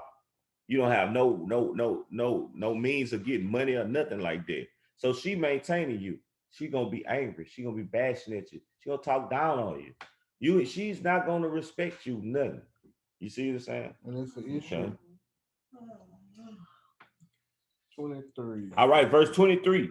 A wicked woman abated the courage, maketh a heavy countenance and a wounded heart. A woman that would not comfort her husband in distress, make it weak hands and feeble knees. Right. So pretty much should give a man what? Low self-esteem. Straight up. Courage gone, his countenance heavy, that's sorrow. He can't really be a man. Right. So weak hands and feeble knees. Probably making him what? Effeminate. Right? We said the word beta male. Come on. Come on. Verse 21. Of the woman came the beginning of sin. 24. 24, what I said? 21. 24, y'all mean 24. Of the woman came the beginning of sin, and through her we all die. Give the water no passage, neither a wicked woman liberty to gad abroad. So you gotta let you know a woman that's wicked, you gotta give her what? Boundaries. You can't let her just walk all over you and do what she want to do. Nah. Either you gonna do what I tell you to do, or you can go. Go ahead. Let's prove it. Verse 26. If she go not as thou wouldest have her, cut her off from thy flesh, and give her a bill of divorce, and let her go. And Paul backed that up when he tell you if she ain't pleased to dwell with, or if he ain't pleased to dwell with. Right? Understand that. Serious business. The Lord did not make all these, he didn't write this book. He didn't make you the way you was for you to come down here. It's bad enough you got to deal with the world, and you got to deal with hell in your own house. Come on, man. Let's jump to the next chapter real quick. You got anything you want to add out? No, sir. Let's get it. 26. Start with 1. Let's get it. All right, verse 26, verse 1. Chapter 26, verse 1 in Sirach. So we talked about some of the wickedness of a woman. So let's give y'all flowers. This is the type of woman you are. Here we go. Blessed is the man that had a virtuous wife. All praise. For the number of his days shall be double. Because he have happiness, joyfulness. No Everybody stress. know depression and sorrow shorten your life. Stress can kill you. Everybody know that. All right, hit 2 out. Verse 2. A virtuous woman rejoices her husband, and he shall fulfill the years of his life in peace. Self-explanatory. Hit 3. Verse 3. A good wife is a good portion, which shall be given in the portion of them that fear the Lord. Okay. Let's see. Let's find some more. 6. Verse 6. But a grief of heart and sorrow is a woman that is jealous over another woman, and a scourge of the tongue which communicated with all. Jealousy over another woman. Now, that's going on today, Yeah. back to back to back. It's ridiculous, especially if you're already married to the man. Mm-hmm. And I say that I understand both sides, because if you have a man that's like that, that chase women, you really shouldn't be dealing with him anyway, because he's a whoremonger. Right? But if you got a good husband, you ain't got to worry about him trying to look while you speaking to her. That's ridiculous. Ridiculous. He can have a conversation. You know what I'm saying? You should trust him enough to be able to have a conversation and not go where you're accusing him that he would go. Right? Come on. All right. Verse 7. An evil wife is a yoke shaken to and fro. He that hold of her is as though he held what? He that had hold. He that had hold of her is as though he held a scorpion. A scorpion to kill you. Won't scorpions kill you if they hit you with that prickle? Probably won't. Some people probably poisonous infant, though, right? little kids and stuff that kill you, yeah. But they grown poisonous? adult, yeah, they poison venomous. Right. So we just saying, why would you hold on to a scorpion? She's an evil woman. Go ahead. A drunken woman and a gatter abroad causing great anger, and she will not cover her own shame.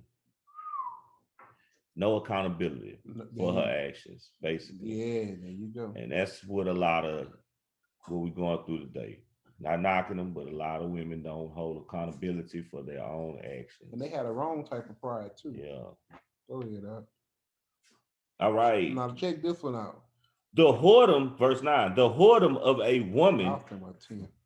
Go to 10. Verse 10. You can read 9, go ahead. The whoredom of a woman may be known in her haughty looks and eyelids. Yeah, you gotta be watch out for the women that wanna bat their eyes at you and stuff. They try to trick you. Be careful. Y'all know how it go. 10 out. Verse 10. If thy daughter be shameless, keep her in straightly, lest she abuse herself through overmuch liberty. Now you know your daughter fast. You shouldn't give her all that liberty. Because you know what she's gonna do. She's gonna abuse herself. Right? Go ahead. Let's see. Hold on. Verse 13. Nah, hit 12 first. Ooh. I'm gonna go to the 11. Watch over an impudent eye and marvel not if she trespass against thee. She will open her mouth as a thirsty traveler.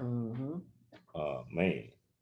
When he had found a fountain and drink of every water near her, by every hedge will she sit down and open her quiver against every arrow.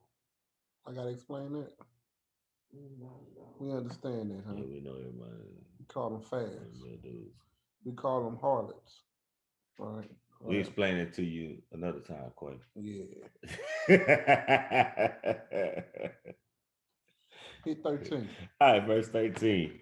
The grace of a wife delighted her husband, and her discretion will fat his bones. Discretion. What's discretion? Discretion. Uh-oh. Gotta look it up. Go ahead. I know it. Well, I want you to read it. I got you.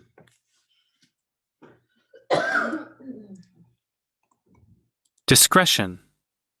The quality of behaving or speaking in such a way as to avoid causing offense or revealing private information. So she ain't out there telling all your business. Straight up. Right? She choosing her words. What you call it? wisely. She choosing her words wisely when she talk to you. She don't want to disrespect you. So when she do come at you, I'm not trying to offend, but she choosing her words. Yeah. Or when she talk about you, she's not intentionally She trying to not tear you down yeah, to other people yeah. either. Even if you do have faults. Mm-hmm. All right, come on. And that fat to the bone, it's like just a gift. It's a blessing, right? Fat his bone. I think they gotta go with you notice every time you settle down, well, you know, you see people settle down and the man start getting bigger, everybody, oh, you know, they taking care of you, eating good and all now. You know, you got a woman at the house. You ain't never heard that? Yeah, no, you got a woman at the house, man. You eating good now. Right. Where we at? 14? Yeah. All right, verse 14. A silent and loving woman is a gift of the Lord, and there is nothing so much worth as a mind well instructed. A shamefast and faithful woman is a double grace, and her continent mind cannot be valued. That's real. A double grace. All right. Drop down to 20. All right, verse 20. No, do 19. All right, verse 19. My son, keep the flower of thine age sound, and give not thy strength to strangers. Right, because he's telling you, men should be looking for a woman within his own what? His own tribe, his nation, own people, nationality. Nation. Don't give your strength to a stranger. Why you giving a stranger your seed? Then she put you on child support. Now your money gone too. Now your child went from being a powerful child of God to only a half. Because now you mingled your seed with a heathen seed. I mean, and a they be heathen confused. egg. Right. And they normally choose them. The white side, yeah. All right, now look 20. Hit 20 for me. All right, verse 20. When thou hast gotten a few fruitful possession through all the field, sow it with thine own seed, trusting in the goodness of thy stock. Right. Trust your people. Right. All right. So it's basically saying what your mama will tell you when you get older. Why don't you bring no white girl home? Don't you bring no Vietnamese girl home? Don't you bring no Arab girl home? None of them other nations. You bring you a woman home like your mama. A Negro woman. You feel me? Yeah. Hit me with 22. All right, verse 22. And harlots shall be accounted as spittle. Spit.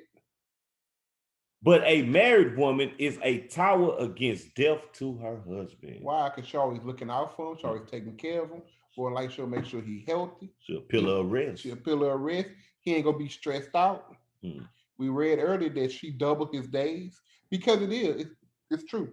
When you get a good woman, people don't even know why you're happy, but you're always smiling. You're always smiling because you're always in good spirits. Another scripture said something about rejoicing. He rejoiced. She make him rejoice or something. Yeah. And Proverbs. That's Proverbs, Sunday. Yeah, I think that's and Proverbs. In the world, they always say nobody can make you happy. You have to be happy on your own. But this is saying a good wife, a good woman, rejoice in the heart. Yeah, make him happy. Yeah, well. So her. Got it. Yeah, but it's true though. You should, like I tell, me and I had a conversation. It is not a man's job to make a woman happy. And it's not a woman's job to make a man happy. You should already be happy. It's for them to add to that happiness. You can't get into a relationship when you're already down and out, borderline depressed, to think that somebody's supposed to fix that. You have to work on your spiritual. It's best that before you even take on a relationship or something like that, you already been and worked on yourself. Because soon as this person can't do that for you, now it's their fault. But you was already like this. I tried to help you, but you're not gonna see me trying to help you. It's their fault. You make me unhappy. No, it's everybody's own choice, and it's your own job to make yourself happy. It's that woman's job to make you a happier man, and it's the man's job to make you a happier woman. To add to that, Sweep around your own front door. Yeah. Before you try to sweep around mine. Yeah. Y'all should be magnifying each other. Mhm. Which one you just read? All right, we're at verse 23. Okay. Here we go. It's the one they love. Yeah, I'm about to get him. A wicked woman is given as a portion to a wicked man, but a godly woman is given to him that feared the Lord. All right, so this is true. A wicked woman is given to a portion of a wicked man. But if you got a righteous man that's putting a stop to that wickedness, and you continue to be wickedness, you go die You yourself. die yourself.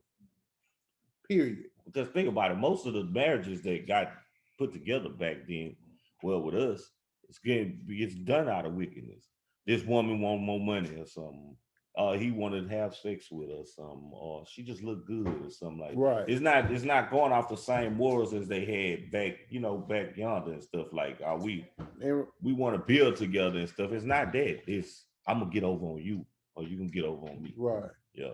And I'm not basing this on just the woman. I'm actually basing this on the story from the Old Testament with King David, when the woman husband was wicked and she was righteous. Mm-hmm. He died. She got remarried to the king of Israel and lived a goodly life. So he died in his own foolishness, right? And how did he die? A heart attack. Remember, he caught a stroke. Yeah, because King David was gonna kill him Yeah, anyway. he caught a stroke. After he found out she gave his stuff to King David and stuff, he caught a stroke right there because he was so mad. Big dummy. Yeah, but he was a wicked man and his wife was righteous. So she gonna move on, he gonna die. If you're a righteous man and a woman, she gonna die. Because the Lord, and they go back to the true understanding of no respect of persons. Either you're gonna do it or you're not. But it's just common sense. It ain't fair that somebody is laboring in the Lord, dragging somebody who not laboring in the Lord, and then because the Lord promised us happiness on earth, and He's not a liar. So why would He continue to let that happen? Just think about it. Huh? You go out, you teach the word, you doing great to come home and be it. The worst place to be in turmoil is in your own house. Straight up. Because you're supposed to be able to leave the world to come home. Right? All right. So verse 24. Hit it. All right, verse 24. A dishonest woman. Finish it out. Right? I didn't finish it. Oh, okay. No, I mean we'll finish the chapter. So just finish the whole chapter? Yes, sir. All right. A dishonest woman contemneth shame, but an honest woman will reverence her husband. That contempt, Shannon, what was that contempt? We talked about it earlier. What did contempt mean? Go against what he say, huh? I can't remember. It should be in here. Contempt means go against what he say, huh? No, it means to Contentment. read the definition out. That's the wrong word. Nah. It's spelled different, but this is the right word. Look, it's spelled different. It's Old English. Oh, yeah. Contempt. All right. A state of happiness and satisfaction. That ain't the right word. Yeah. Can't be. A dishonest woman gives happiness. No, look. It's like she's in a state of satisfaction with her shame. She doesn't care. Oh, okay. That's what it said. Okay. Like it's a state that she don't care that she's, you know how she's satisfied with it. She's pretty. But a woman, she gonna like, hey, you why you in here yelling? You tell that to a dishonest woman, she gonna yell louder. But you tell that to a righteous woman, she gonna lower her voice. Yeah. Okay. So read it again for me. All right. A dishonest woman contemneth shame, but an honest woman will reverence her husband. Mean listen. Oh, so that's basically a woman that sees she's annoying a certain person, and she keep on going in it. Right. Keep on putting back in the back. Yeah. Okay. Like an agitator. Yeah. She don't care. She don't care about that shame. Cause look what it said 25. Verse 25. Verse 25. A shameless woman shall be counted as a dog. You see that type of woman. Yeah. But she that is shamefast will fear the Lord. Right, because she not with that. She gonna be the opposite of that. She fear the Lord. All right. See, I understand. A shameless woman. It's like a woman that it's shame on you, but she doesn't care for that. She counted as a dog. You know what I'm saying?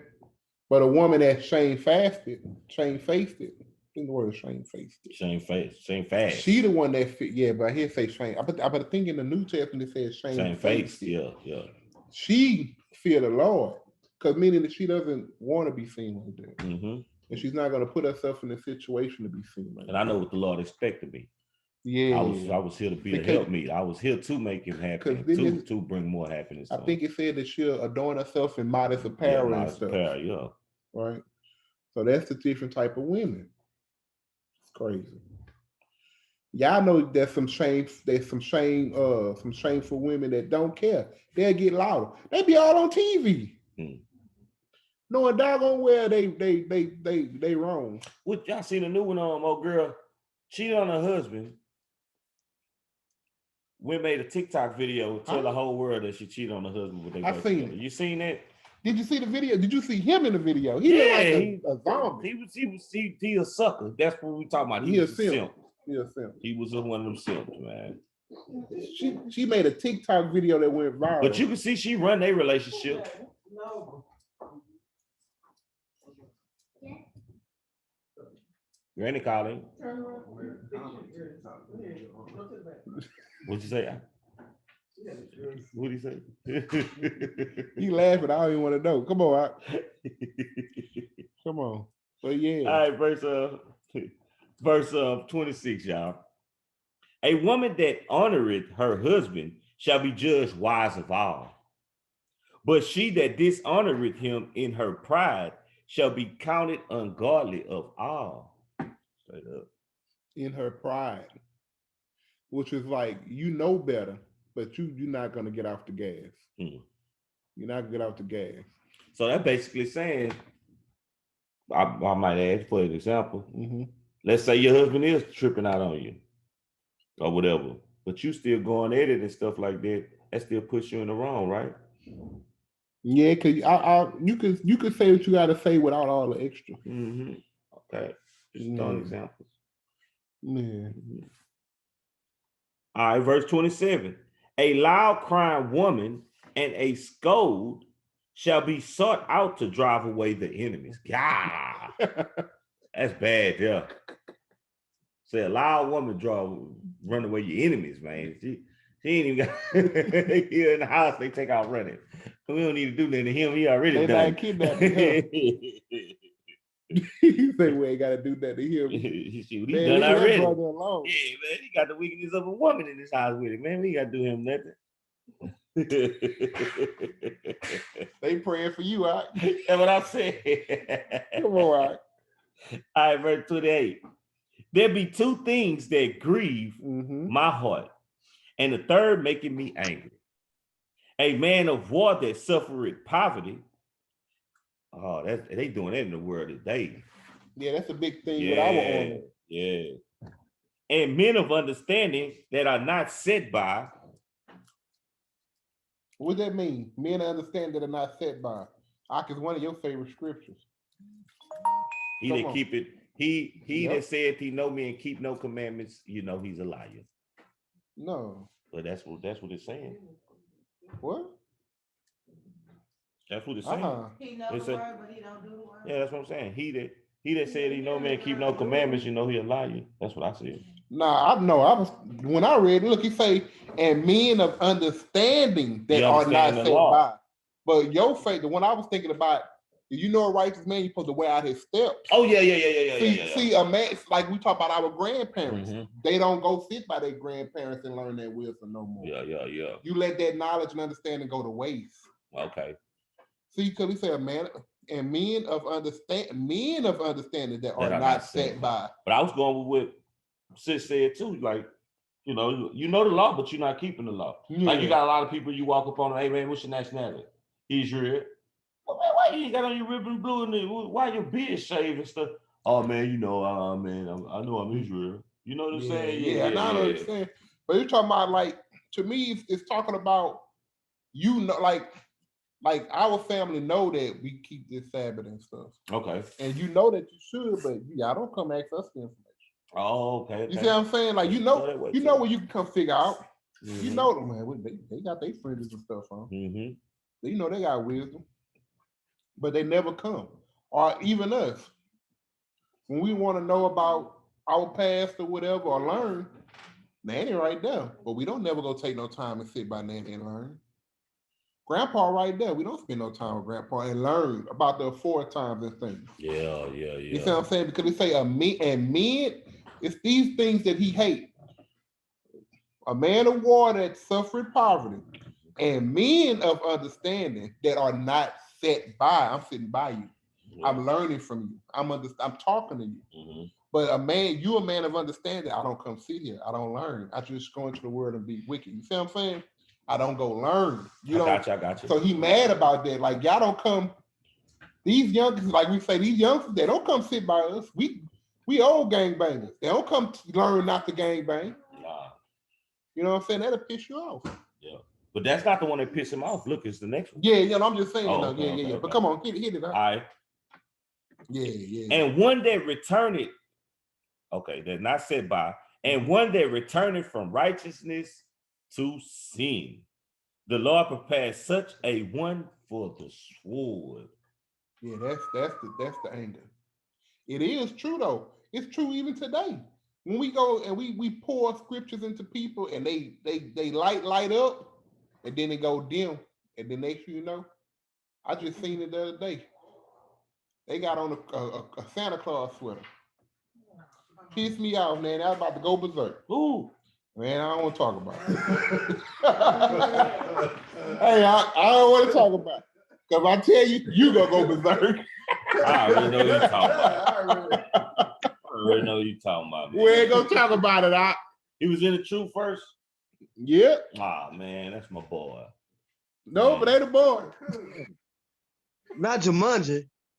Nah, I ain't talking about nobody. Let's leave it alone. We can record. Leave it alone. Just say leave it alone. We record. Come on, read that last one out. I'm just saying. All right, verse 29. A merchant shall hardly keep himself from doing wrong, and an huckster shall not be freed from sin. What's a huckster? Where you at, Pete? What's a huckster? Ed, definition, man. Yeah, H-U-S-K. H-U-C-K. H-U-C-K-S-T-E-R. Look. Huckster.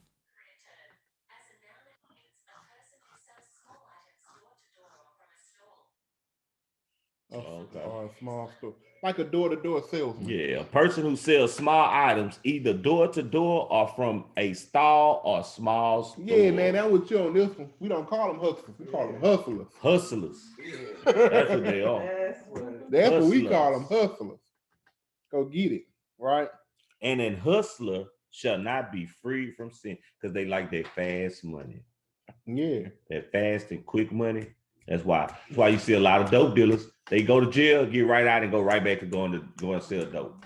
Then go right back to jail, then get out and go right back to go and sell dope, and then go to jail again. Because they can't free themselves from the sin. It's quick money, and that's what they want to do. We find out you're selling dope, we whipping butts. It's not the way to go. Right. Straight up. Right. Well, you ain't gonna do it anyway, Quay. I can tell. My man. We can go ahead. Is there any questions before we shut it down in prayer? Anybody have any questions? Let's stop sharing. Get back on here. Does anybody have any questions about the lesson? No question. I have a question, but it's not about the lesson. Go ahead. Is it about the Bible? Yes. Go with it. Okay, so can you give me some like scriptures and stuff to explain why we can't have sex on the Sabbath? Isaiah 56, I believe it is. Let's put it on the screen. I believe it's Isaiah, either 56 or 58. Yes, ma'am.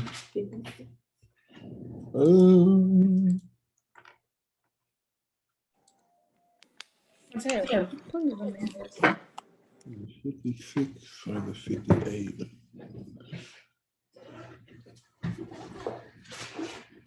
It's 58.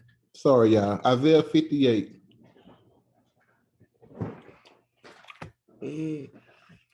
Isaiah 58 and what, bro? Give me 13 and 14.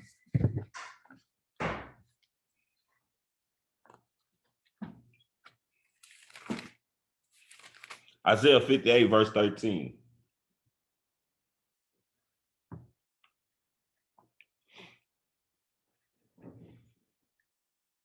Ooh. Don't do own pleasures. That's my love for me. I was on the Sabbath. Look, that's my love for me. Hmm.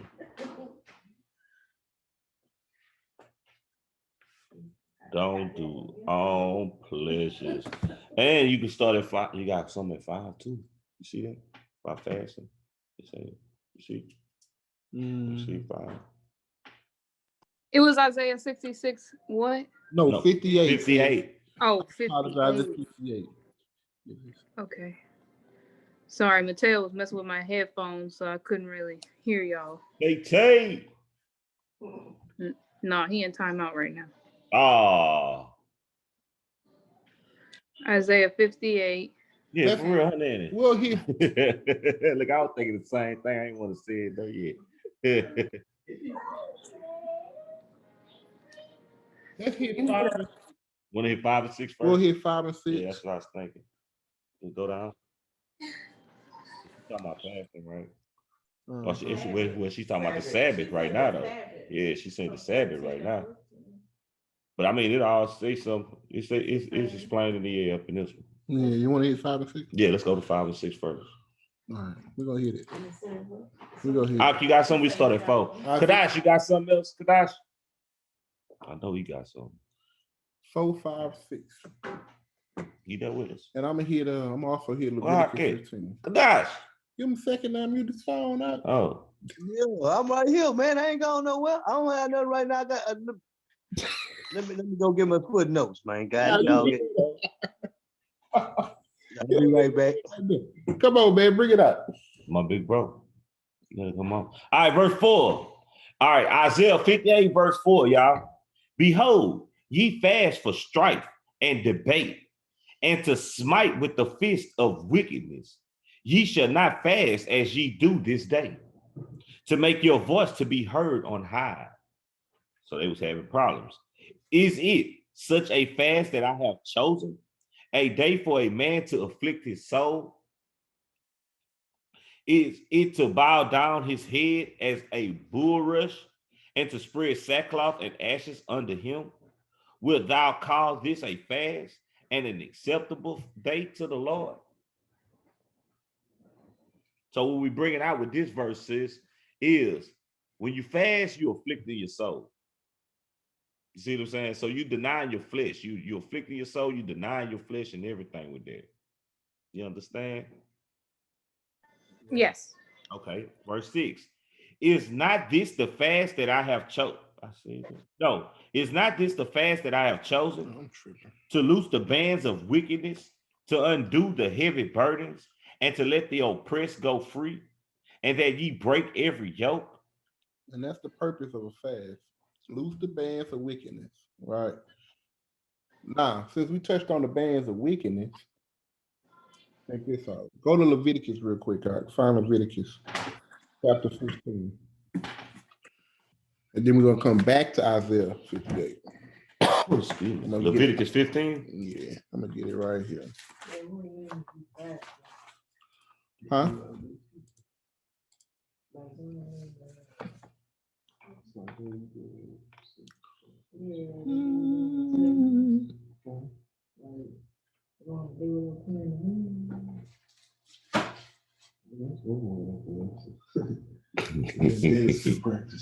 What did it?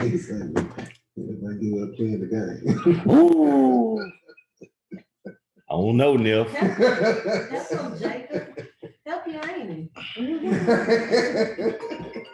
We're gonna read 16 down Teach me how to 18. play the game more, Jake. Leviticus. We're gonna read Leviticus 15 down to 18.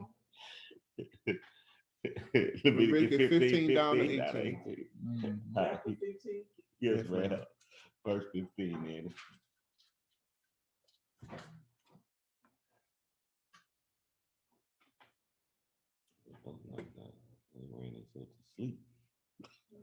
Oh. All right, here we go.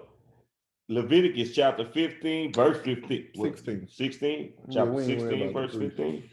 Yeah, we ain't worried about Is the it prayer. 15 What is or 15 chapter? 15, 16. Start at Oh, 16. don't start at 15 then. Yeah, All we right. ain't worried about the All right. three. Leviticus Yeah, 15, 15, 16. verse 16. Leviticus 15, verse So 16. we don't need to worry about Personal uncleanness. Mhm. Y'all got it? Personal The uncleanness. key word, uncleanliness. All right, verse 16. And if any man's seed of copulation go out from him, then he shall wash all his flesh in water and be unclean until the even. Until the evening. Go ahead. And every garment and every skin whereon is the seed of copulation shall be washed with water and be unclean until the even. Give me 18. The woman also with whom man shall lie with seed of copulation, they shall both bathe themselves in water and be unclean until even. The Sabbath is designated. We read it. Christ said, how can they fast when I'm already here with them? Mhm. We know that we cannot fast on the Sabbath day. Why? Because the day is already set aside for you to get close to who? God. God. So why would you want to be unclean Mhm. on the Sabbath day? Mhm. Because having sex makes you unclean. Back in the day, they knew that if they had sex on the Sabbath, where could they not go? To the tabernacle. Who was at the tabernacle? Christ. They couldn't even go in the congregation with people though. No. Because remember Saul said, remember David, what he said? He must have went and made himself unclean. Yeah. When we said that about David.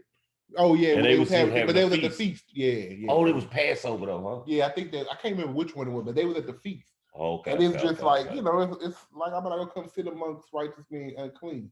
But the point I'm making is if you know that this makes you unclean, if you know that the reason for the Sabbath is to get close to the Lord, Mhm. you know that back in the day you couldn't get close to the Lord when you was unclean. Mhm.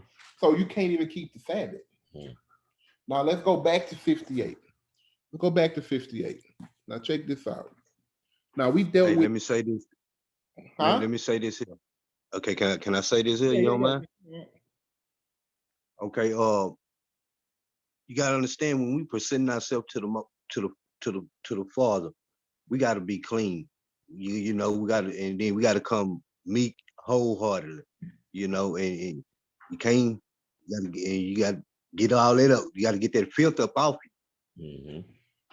Right. You know, you gotta get that filth up off of you. And and doing a fast, you getting closer to the Lord. You're trying to get closer to the Lord. You present yourself to Him.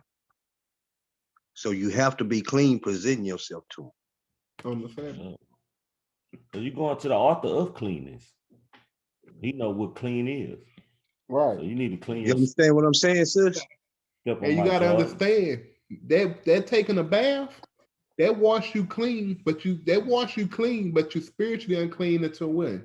The evening. When is the Sabbath over? Evening. So you didn't even keep the Sabbath. You was unholy on a holy day. And we about to we'll read 13 and 14. Let's check it out. 58, Isaiah 58. All right, 13 Isaiah and 14. 58, verse 13, y'all. If thou turn away thy foot from the Sabbath, from doing thy pleasure on my holy day, and call the Sabbath a delight. So hold on. If the Sabbath is a delight to you, is sex a pleasure? Is it your own pleasure? Yes. Is the Yeah. Lord benefiting from that pleasure? No.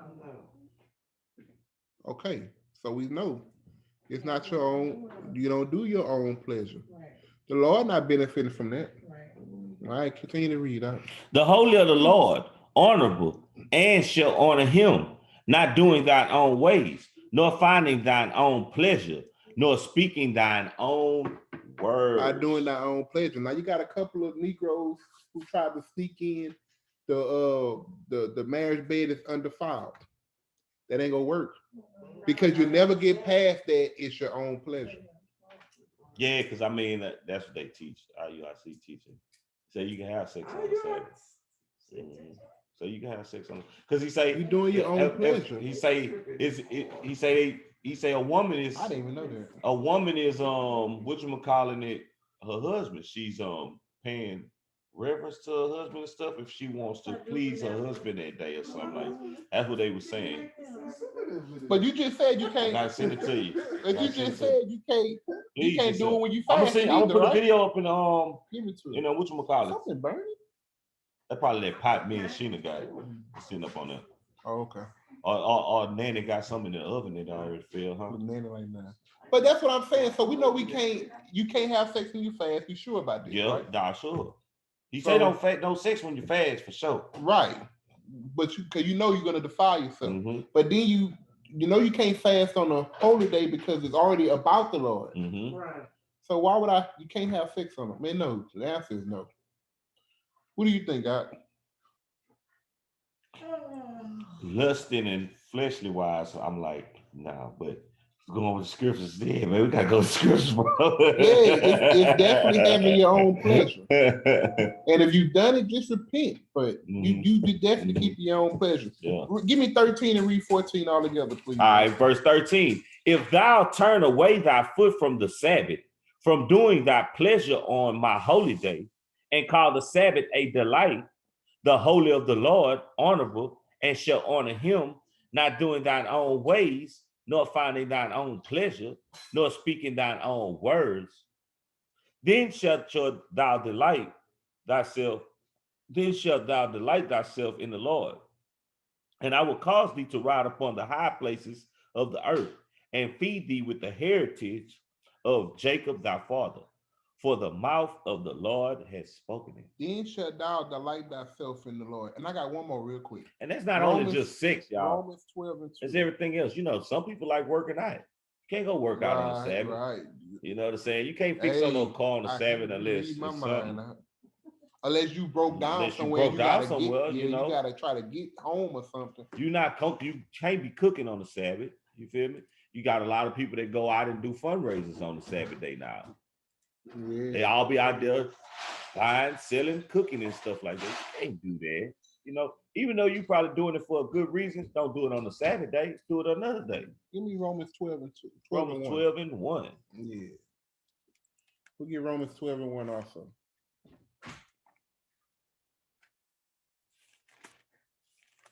It's Romans 12 and 1. It's only 12 hours. Why you don't get it in at night? Wash yourself.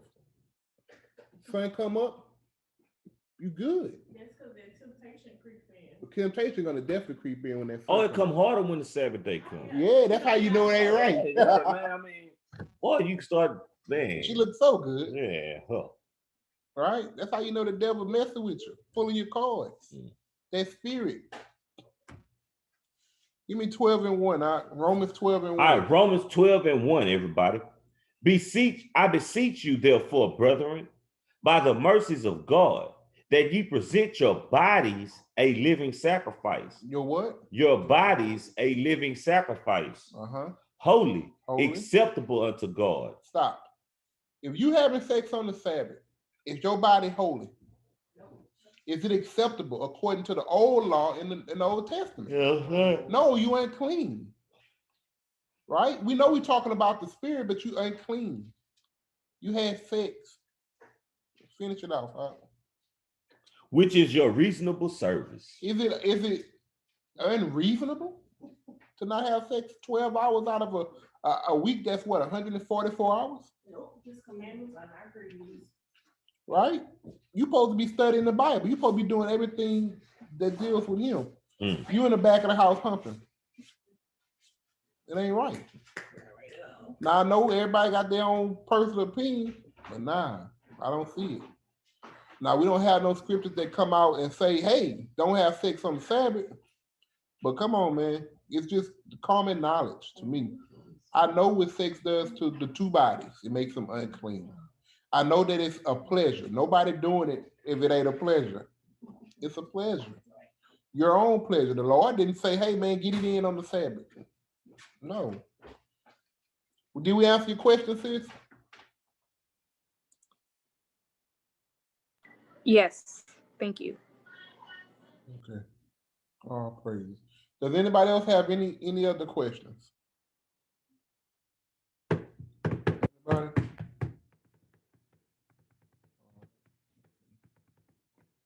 Let's stop this one.